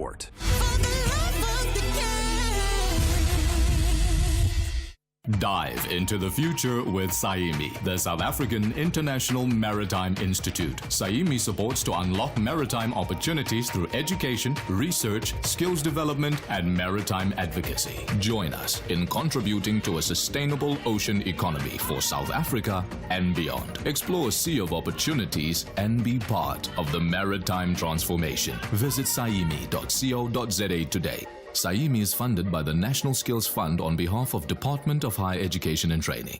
After a 1-0 draw in their opening match in last year's edition of the regional competition, Bafana Bafana and the Mambas meet again in this year's tournament opener. This is the Hollywood Bets COSAFA Cup 2025. Catch the glittering action of Southern African football. South Africa versus Mozambique. This Wednesday, 4 June at 2:30 p.m. Streaming live on SABC Plus, SABC Sport on DTT Channel 4 and SABC 1. Proudly brought to you by SABC Sport. For the love of the game.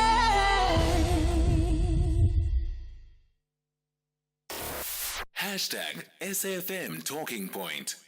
All right, we continue the conversation on the talking point, and we're looking at the situation in Tanzania. This is in light of the upcoming election in that country later this year, where President Samia Suluhu Hassan is seeking to retain office, and she'll be contesting elections for the first time. But there has been, of course, several concerns about how some of these things are unfolding in that country. In particular, we're looking at the role of members of the opposition, the extent to which they are given space and freedom to campaign, to participate in the electoral process. We also have questions being raised about the media, the role of the media, because we have seen several bans on media publications and outlets, and that is always a concern concerning sign that when you have a publication reporting on a president or reporting on an election or electoral process, and there's a crackdown on that, of course, it is a red flag. Sizo, let me give you a chance then to come in and give us your own perspective in as far as this election in Tanzania is concerned and what your sense of the lay of the land is. Well, thank you, Cathy, for having me, and good morning to the listeners. Obviously, what is coming out of Tanzania is quite disturbing and disappointing. If you look at President Samia Suluhu, when she came into power, she came with so much hope. She came as a reformist. She liberalized the political space. She released political prisoners. But what we see recently is a reversal of the trend. And as Dr. Harvey mentioned in his remarks, I think it has to do with the internal politics of the Chama Pinduzi, the ruling party in Tanzania, that has been in power since 1961. So what happened was that when President Suluhu came into power, she sidelined her predecessor John Magufuli's loyalists. She removed them from key posts, indicating a new direction for the party. But I think she has failed to consolidate power within the ruling party. So what has happened is that she has started to reach out to the Magufuli camp for her to consolidate power and improve her chances of winning this year's elections. So we have seen her returning some of Magufuli's loyalists to some key posts in the security cluster and also in the propaganda department as well. So I think that's why we see a change in the political landscape in Tanzania. It's such a sad shift towards authoritarianism in the country. So this I think this started last year actually, towards the local elections in November. So the CCM Chama Pinduzi won 99% of the vote in the local elections last year. The opposition leaders Tundu Lissu and then Freeman Mbowe were detained along with their supporters. Opposition candidates were barred from contesting elections in the local elections, so leading to this landslide in courts victory for the CCM in the local elections, and then this year Tundu Lissu was arrested because under trumped up charges of treason, of being a threat to the national security, simply for calling for electoral reforms. That's why he was arrested, for calling for electoral reforms. And his party Chadema has been banned from contesting in the October elections because they failed to sign an electoral code of conduct agreement by the required deadline. So it's really such a flimsy excuse to eliminate credible opposition from participating in the upcoming elections, thus giving CCM a blank check in the upcoming elections. So it's quite sad. And another thing is that there were opposition activists from Uganda and in Kenya who went to Tanzania to attend Mr. Tundu Lissu's trial in a show of solidarity. So those activists were abducted, they were assaulted, and they claim that they were sexually assaulted as well, in quite a brutal manner. The governments of Uganda and Kenya, they remained mum and silent, even though their citizens were violated by the state agents in Tanzania for wanting to show solidarity to another opposition party leader. So it's quite sad what is happening in Tanzania, and it's a major setback for democratic development in Africa. We're going to continue with this conversation shortly, and one of the questions I'll be putting to our guests is also understanding when did the decline begin to happen, and maybe again doing more of that comparative analysis, right? Is what President Suluhu Hassan doing fundamentally different to how her predecessor approached some of these issues?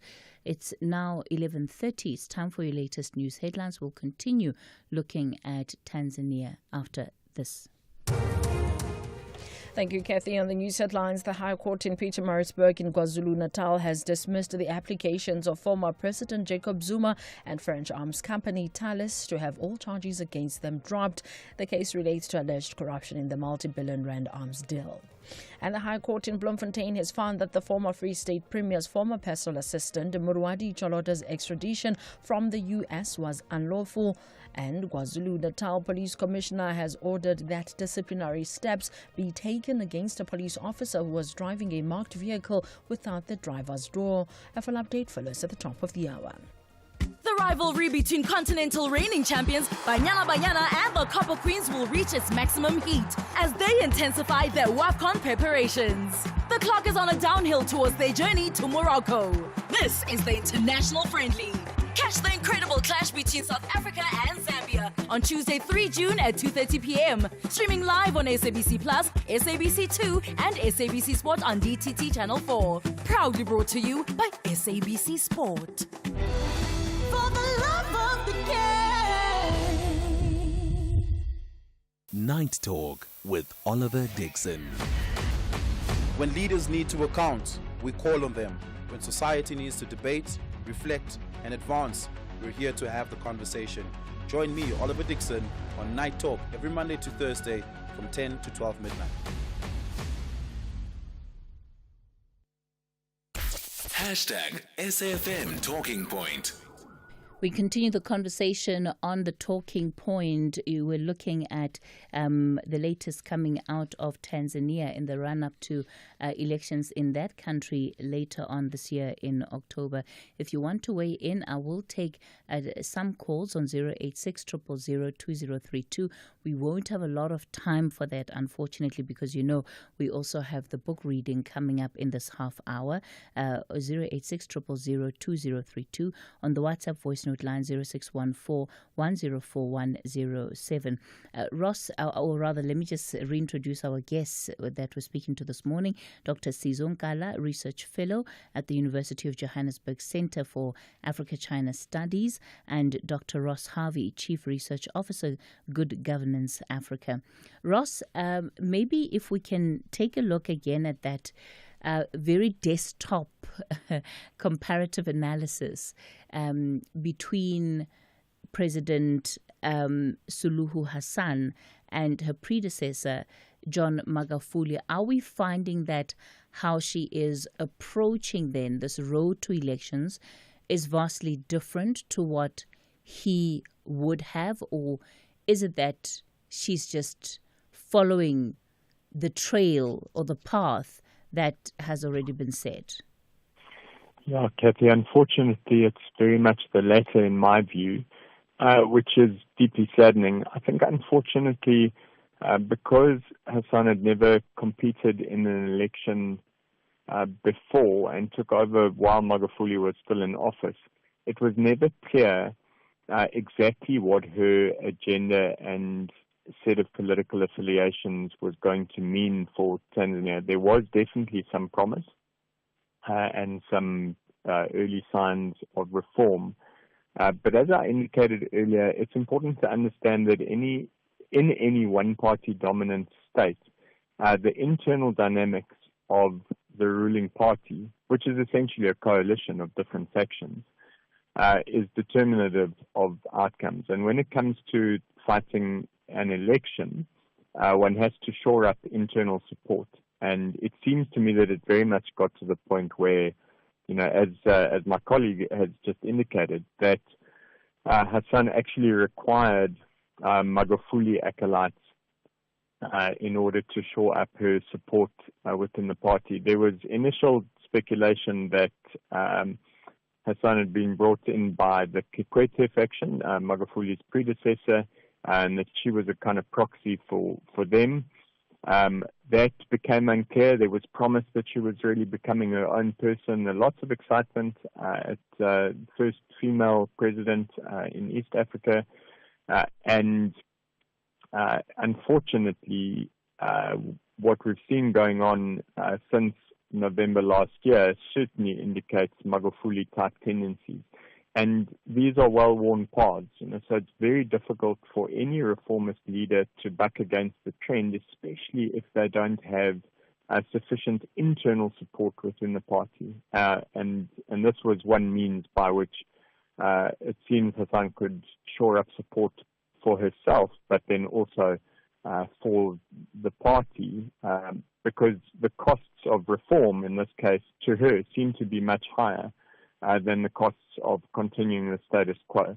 And that's always dangerous for democracy, and we're seeing, the same kind of crackdowns. Now, it's not to say that Tanzania was ever a flourishing democracy. Opposition parties in Tanzania have always had a very tough time, but it seems particularly prevalent at the moment, and unfortunately it's part of a growing trend across East Africa.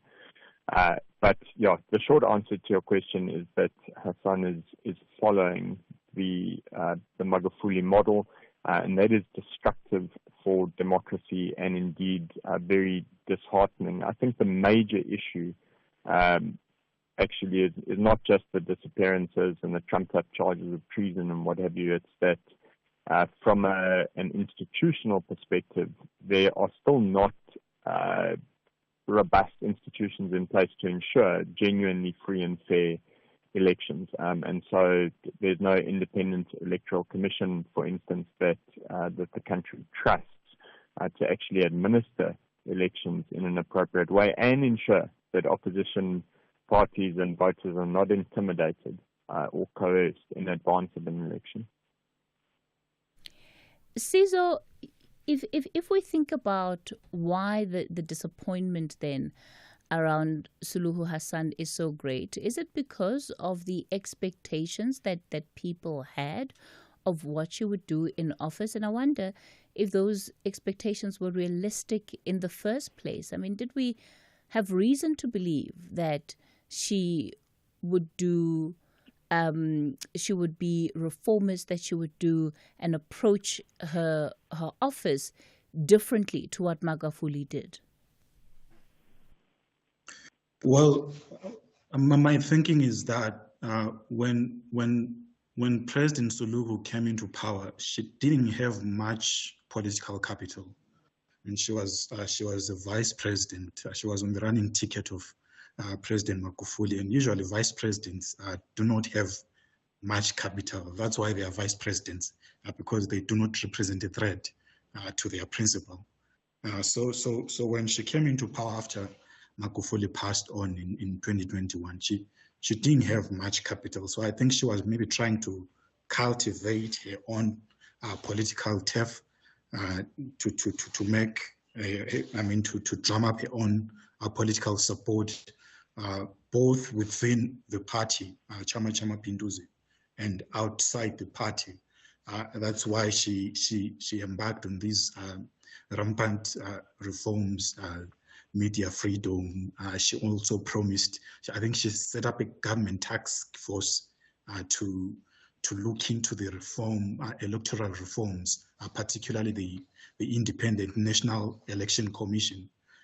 She also, as I mentioned earlier, released political prisoners. And then when she came into power, Mr. Tundu Lissu was in exile. He had gone into exile after an assassination attempt back in 2017. So he came back when President Suluhu was in power, and President Suluhu reached out to Mr. Lissu, and then they had a dialogue. So I think she set the bar very high. She set the expectations from people quite high, and then many people had hopes that she was going to stay the course and then stick to the reforms.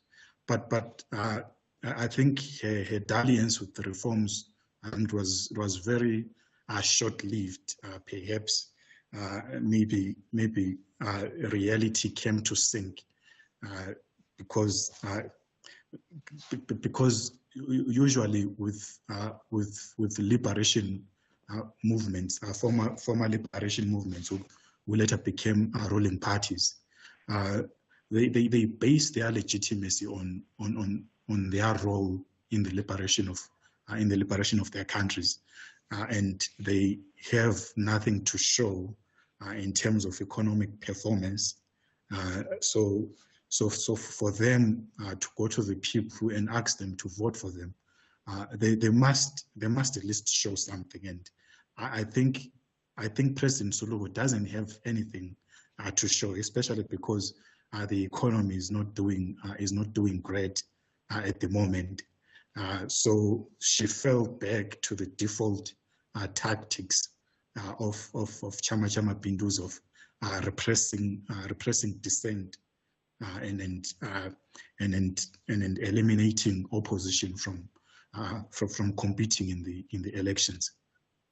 One of the questions, Ross, is going to be then in the midst of this climate, right, that is not conducive for free and fair elections, and the crackdown that we're seeing on, the political parties, on the media.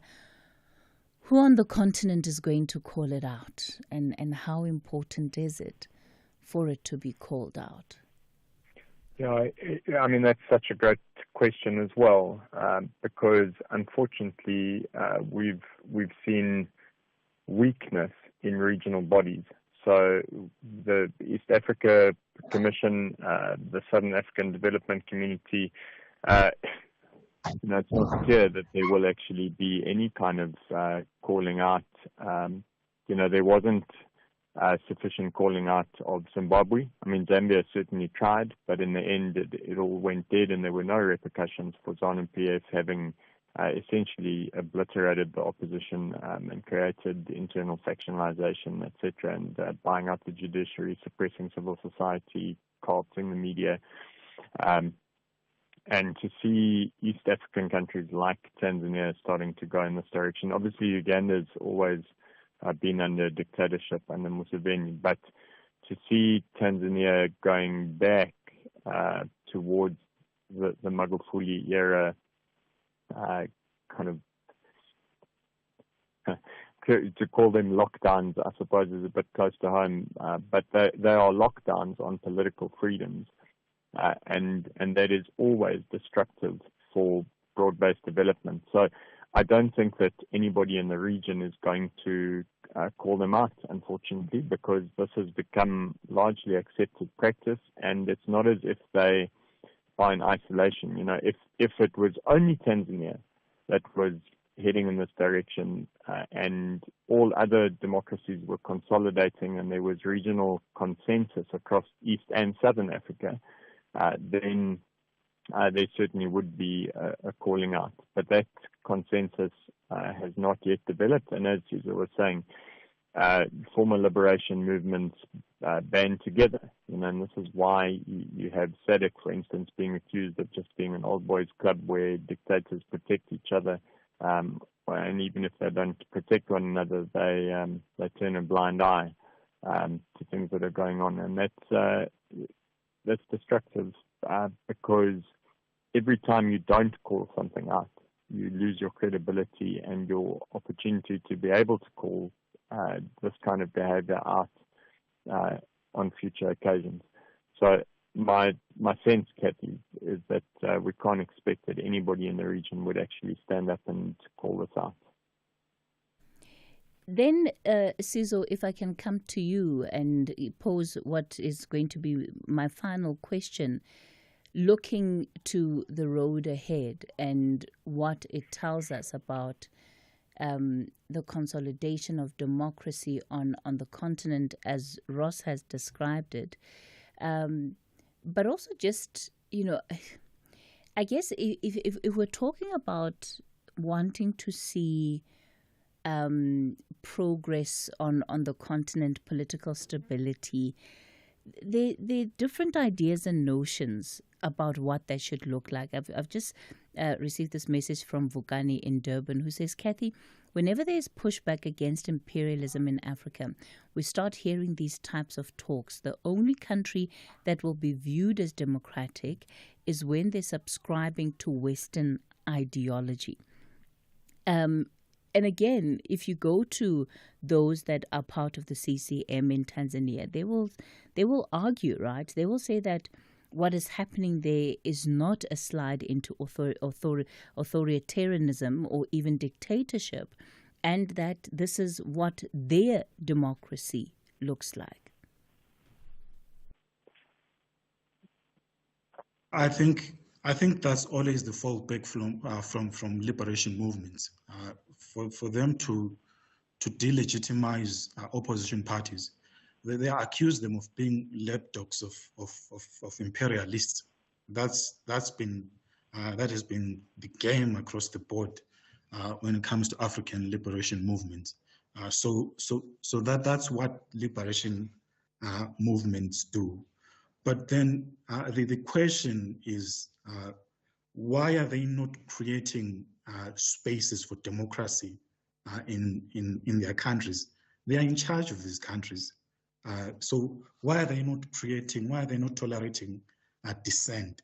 Because opposition parties play a critical role in any country in terms of organizing and in channeling and expressing dissent peacefully, and then also articulating and then expressing the interests of those who do not agree with the government of the day peacefully, and then they help to promote stability in the countries.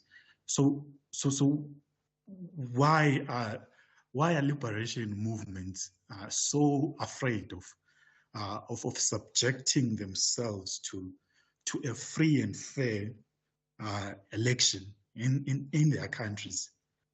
What are they really scared of if they trust that they have the support of the people? They should they should subject themselves to free and fair elections, and most parties have failed to do that. So unfortunately, it's not only liberation movements that are muzzling opposition in Africa.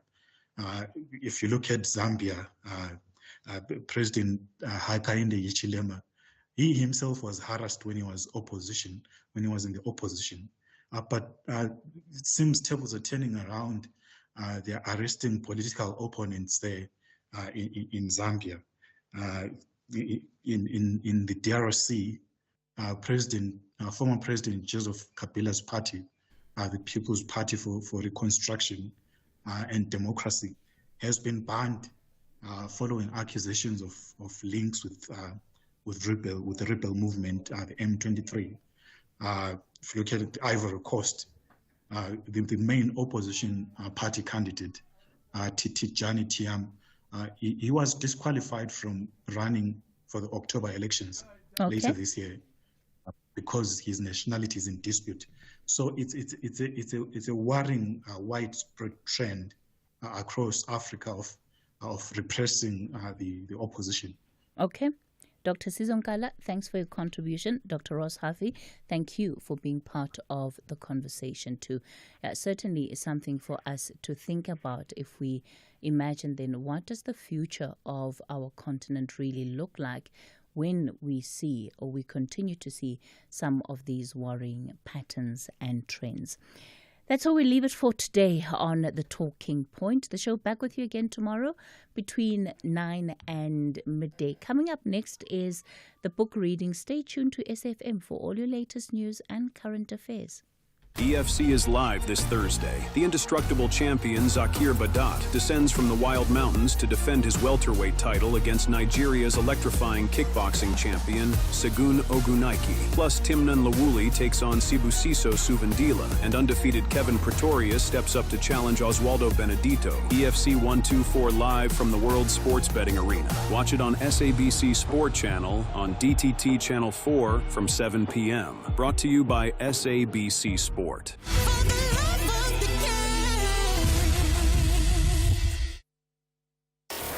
Hashtag SAFM Talking Point. The book reading. Please note that the views expressed in this book are not that of the station. Listeners' discretion is advised. SAFM presents another episode of the book Winning the Money Game, a guide to financial well-being by Mlamuli Mbambo, read by Samson Kumalo. Driving me to a point of understanding the money game, especially regarding growing money. He also asked me how many income streams I would have when I started my job. I told him that I would have one income stream. Then he asked how many expenses I expected to have and how many income streams I thought could cover those expenses. Well, if my one income is big enough, then it will be able to cover all my expenses. So, you believe you can only trade your time for an income? I cannot be in two places simultaneously. Are you sure? I don't understand. I have many income streams. Together, they add up to bring me a large sum of money, and that does not mean I'm physically in different places simultaneously. As I sit here talking with you, I'm making money in some of my income streams. I'm semi-retired, but that does not mean my money or assets must retire. This is called passive or leveraged income. It is another wonder of the money game and allows a person to earn money without committing a lot of time to it.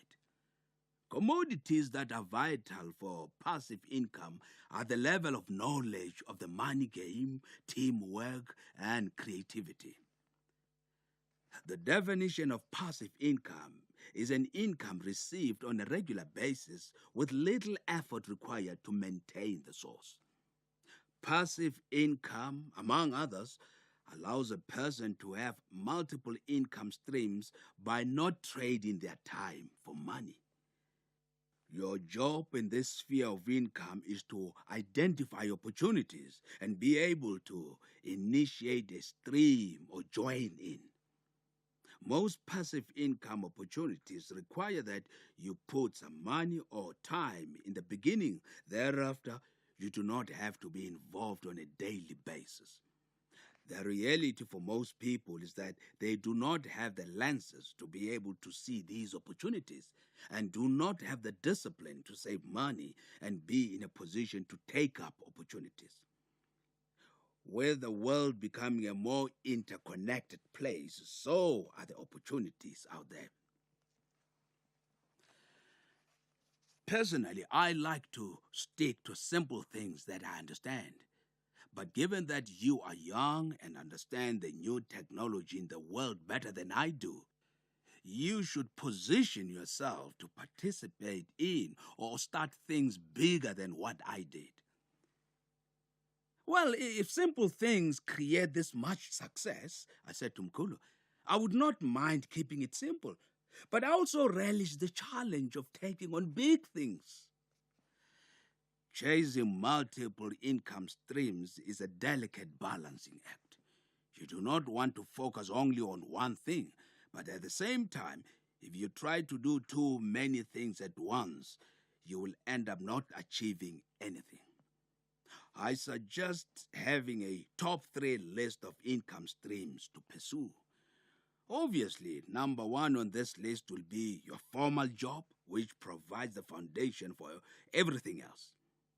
If you love your job and it is a career, not just a job, you will approach opportunities in a different way than someone who does not like their job. I assume you're going into a career you like, since you have told me that you're going to work at a prestigious company with intelligent people from whom you want to learn. Oh yes, I'm definitely going into a great career. Many professionals tell me they cannot create multiple income streams because they have no time. In the money game, there is a concept called OPT, which stands for Other People's Time. Since I'm semi-retired, I only start or participate in opportunities that do not require me to be physically present often. Many businesses in which I'm a partner, most of the staff don't even know me and probably think I'm some weird old man who visits occasionally. I have shares in these businesses because I know how to raise money and I know business strategies from many years of experience. I have also built a distinguished network of people. Many capable people who want to start or expand their businesses struggle to get money to do so. Most times, it is because they lack the financial education and discipline which would enable them to get the money they require. They assume that I use my own money when I invest in their businesses, whereas most times it is actually money from the bank or other investors. They could do this themselves if they understood how money worked, but most people do not want to invest the time to learn it. So they pay me to speak the money language for them. I provide the money and they provide the time. They supervise and manage the business. Oh, that sounds surreal, Mkhulu. Well, I must admit, they also get me in because of the many years of experience I have with other businesses and my network. Essentially, what I'm saying is that just because you have a full-time career does not mean you cannot have a good role in the money game. Give attention to your career and excel in it, but also be on the lookout for opportunities to participate in other opportunities or assets. One of the strangest things I've seen about life is that when I give a task to an already busy person, it gets done. But when I give a task to an idle person, it does not get done on time. You must be careful of time thieves. The same people who tell me they do not have time to learn the money game or to start an additional income stream spend many hours watching television or partying. We all have 24 hours. It is just a matter of prioritizing. Time is your most precious commodity, and if you use it wisely, you will achieve amazing things in your life. I think you are saying just because I'm out of the office doesn't mean I need to stop thinking and applying my knowledge in other things. Exactly, Mzulu. I have already alluded to another financial concept called OPM, which stands for Other People's Money. As I told you earlier, I seldom use my own money to create assets or expand them. One of the advantageous things about understanding the money language is that when you speak it, investors and bankers like to give you money because they know that you are more likely to return it. I've participated in businesses just by being a shareholder. After meeting the business partners, I went to my banker, presented the project, and received a loan for that business. When the business went well, I would earn the money back, repay the loan, and still earn from my shares in that business. Ultimately, I use none of my money, but I'm receiving money in perpetuity or until that business closes or we sell it. This is when you realize the power of being financially literate and knowing how to play the money game. It is not easy at first, but with practice, you become good at it and it becomes easier. The main challenge is to start and to persevere when things do not go well. It must be easy for you now. Where would I start? Well, you have a distinct advantage that would probably make your journey less bumpy. It is never an easy journey, but through OPE, other people's experience or expertise, you can greatly increase your chances of success.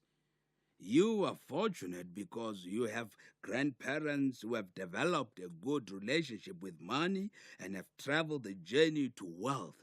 You can tap into our experience and ask to evaluate a business in which you are considering investing in or starting. You can even tap into my experience in attaining OPM. Even if I were not your grandfather, most successful people do help each other, and especially young people who also want to attain success. The truth is most successful people had someone who helped them too. So it is a way of paying it forward. It also makes us feel good when our experience helps someone else empower themselves. There is no glory for experience in the graveyard, so I want to share as much as I can while I still can. That was another episode of Winning the Money Game, a guide to financial well-being, written by Mlamuli Mbambo, read by Samson Khumalo. The book is available online on www.sabooksonline.co.za. It is broadcast on SAFM at 11:45 Monday to Thursdays on The Talking Point. It is produced for the station by Vovi Patala, read by Samson Khumalo, technical production Wiseman Manqele, Nanda Khoza, and Tato Mapuruma.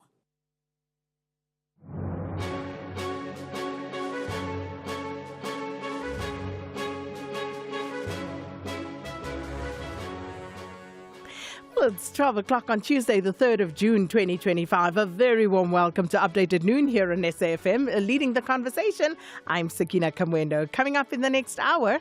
In view of these findings, it is no longer necessary for this court to determine the grounds for the special plea as set out in Exhibit 5. The U.S. extradition of Morwadi Cholota, the former Free State Premier Ace Magashula's former personal assistant, declared unlawful, and over 42,000 people, including about 1,000 children under the age of 5, are said to be losing their lives due to fine particle pollution. Coming up in sport. Banyana game time today. We look ahead to that match. We hear from Desiree Ellis and some of her plans, and also cricket news, and it's an early start at Roland Garros. Can't wait. John Gericke with those details coming up in the second half of the show. In the meantime, let us know what's on your mind. 41391 is the SMS line number. Charge at R1.50 per SMS. You can also get in touch by writing to us via X at SABC News_radio, or you can send us a WhatsApp voice note on 082-692-3909. Well, these and more stories coming up on this Tuesday edition of Updated Noon. First, though, is the latest news with Ondelambana.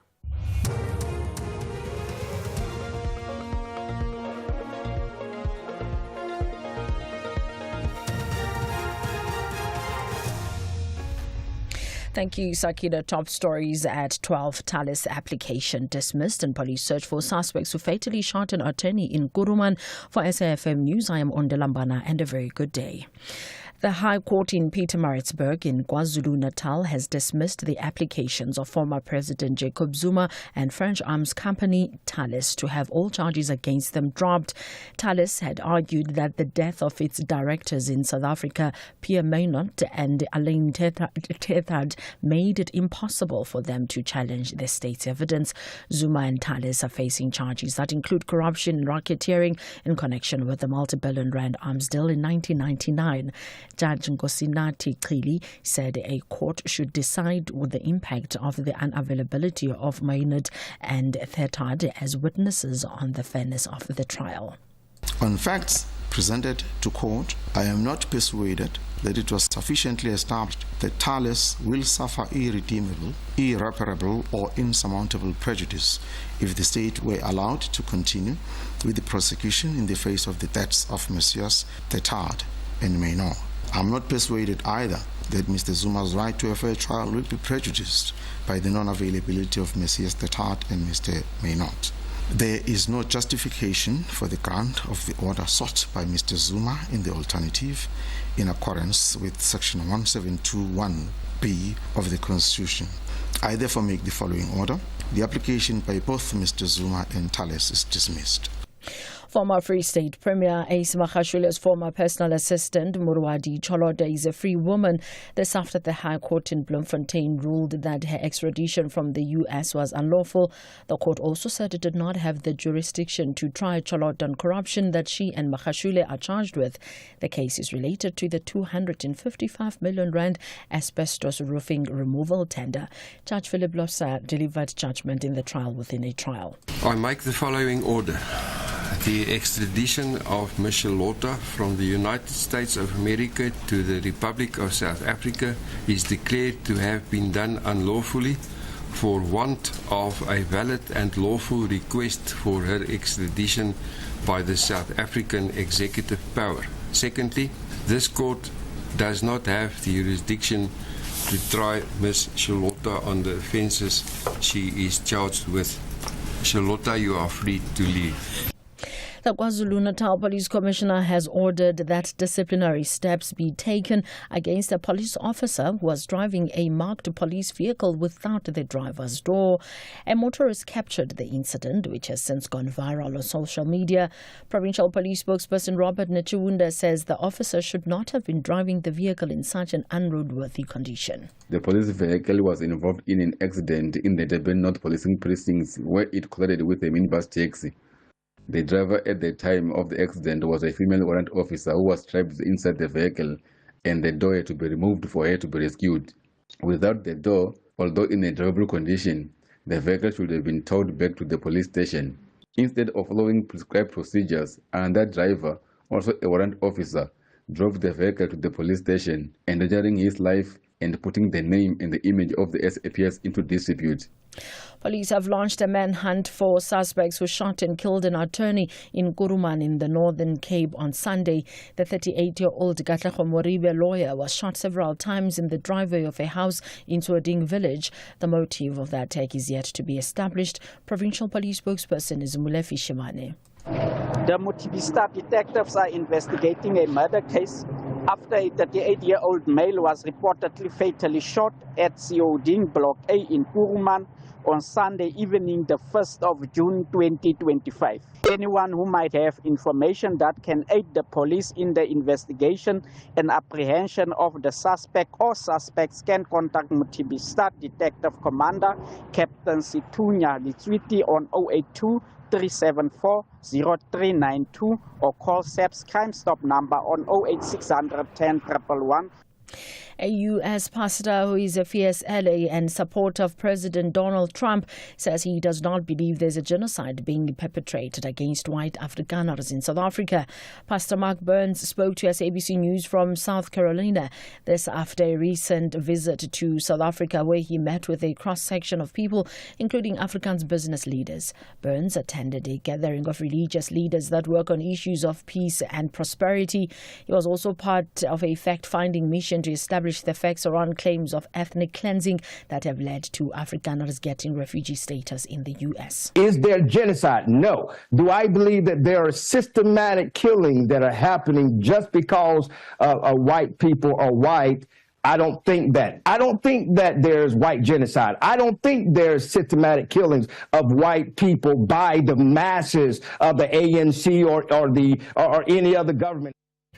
Recapping the top story, the High Court in Pietermaritzburg in KwaZulu-Natal has dismissed the applications of former President Jacob Zuma and French arms company Thales to have all charges against them dropped. I'm Ondilambana for SFM News Headlines at 12:30. Update at noon with Sakina Kamwendo, midday to 1 p.m. Update at noon with Sakina Kamwendo.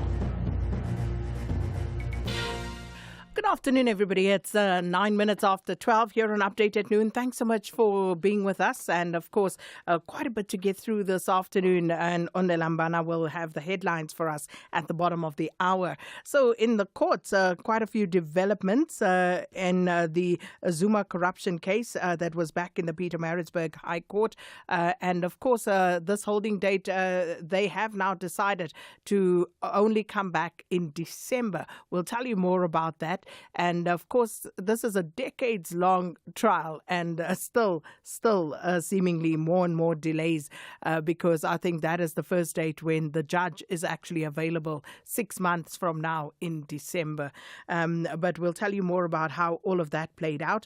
And one of the other stories as well, the asbestos removal trial in the Free State High Court. Well, Morwadi Cholota, as you heard there, the Free State High Court delivered judgment in that trial within a trial of Morwadi Cholota, where she was challenging her extradition from the United States to stand trial. And she, of course, has won that particular application. She's essentially a free woman. So we will speak to a legal expert just to get clarity on exactly how all of this unfolded and where does it leave her and the state right now. And staying with the courts, the EFF is currently in court. They are fighting the fuel levy increase that is currently taking place. As I look across to my screen, I see Judge Nathan Erasmus. Remember, he was the one presiding over the Jocelyn Smith case. He's presiding over this urgent application by the EFF to fight the fuel levy increase. And then Greenpeace Africa, in partnership with the Center for Research on Energy and Clean Air, they are having a press conference unveiling a new report that reveals the deadly toll of air pollution in South Africa. We also have the latest Stats SA GDP data, so we'll bring you up to speed with that as well. And a few other stories as well, a memorial service in Mahikeng for Presley Chweneyachai, and so many other stories. But without much further ado, let's get the show on the road.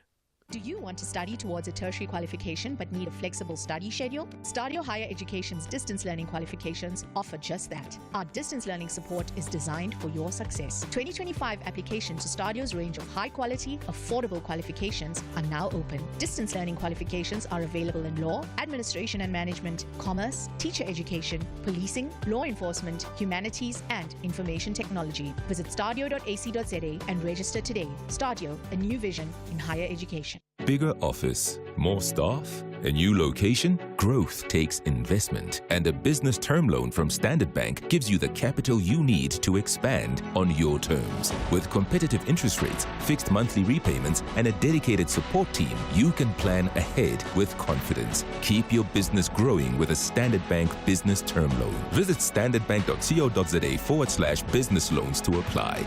Standard Bank is an authorized FSP and registered credit provider. T's and C's apply. Banyana, African champions host Zambia and Botswana in the Three Nations Challenge to prepare for their title defense in Morocco. All matches will be at the Lucas Moripe Stadium at 3 p.m. Banyana take on Botswana on Wednesday the 28th of May. Then Zambia faces Botswana on Saturday the 31st of May. And Banyana close with Zambia on Tuesday the 3rd of June 2025. The nation with the most points wins the trophy. And the tickets are available at Ticket Pro at 40 Rand for adults and 20 Rand for children under 12 and scholars in uniform. For more details, visit safa.net and Banyana_Banyana on X. For the love of the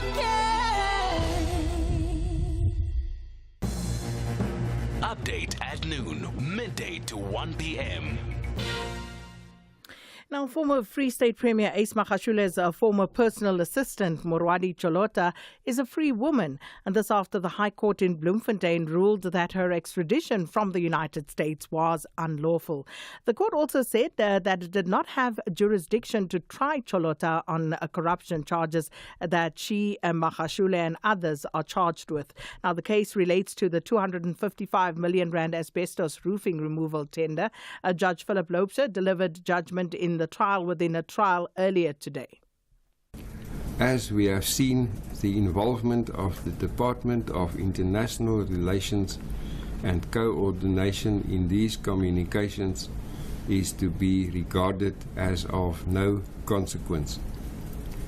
Consequently, I have to find that the prosecution has not proven beyond reasonable doubt or at all that there was a valid and lawful request from the Republic of South Africa for the extradition of Ms. Cholota from the United States of America.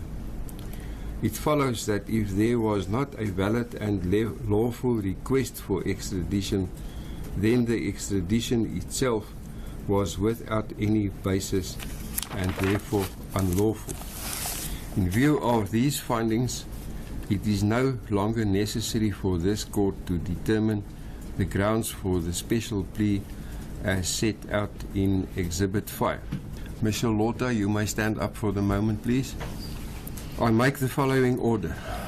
The extradition of Ms. Cholota from the United States of America to the Republic of South Africa is declared to have been done unlawfully for want of a valid and lawful request for her extradition by the South African executive power. Secondly, this court does not have the jurisdiction to try Ms. Cholota on the offences she is charged with. Cholota, you are free to leave. Court now adjourns.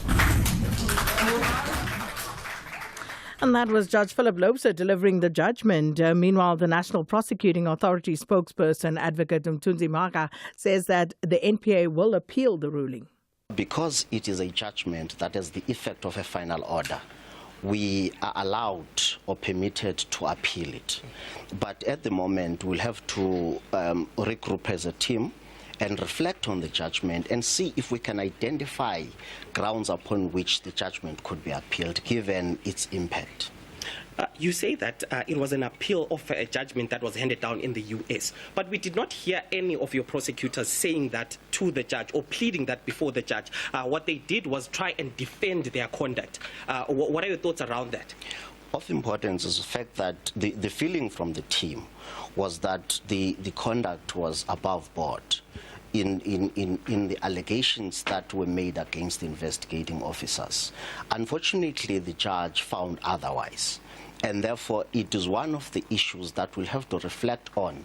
If we find a basis, which we're allowed to, that the judgment could be appealed, that determination will be informed by that process. What is important for now is to reflect on it, process it, because, like I said, it is a judgment that has the effect of a final order, because we cannot charge her now unless the decision is overturned by a higher court in the event that we take a decision to appeal it. The judge also found that the procedure in which this extradition was done, it was the executive that was supposed to spearhead this procedure, but the NPA seemed to take charge over all of this. Does the NPA take accountability because of those flaws that happened? Also the misrepresentations, the lies that happened, does it take accountability that it was at fault? This is what led to this, basically Ms. Cholota going scot-free now. There are two ways I'm going to answer that question. One, if you're saying we must take accountability for the findings made by the judge in circumstances where I make it clear that we'll still reflect on the judgment and see if there are grounds to appeal it, it's not fair.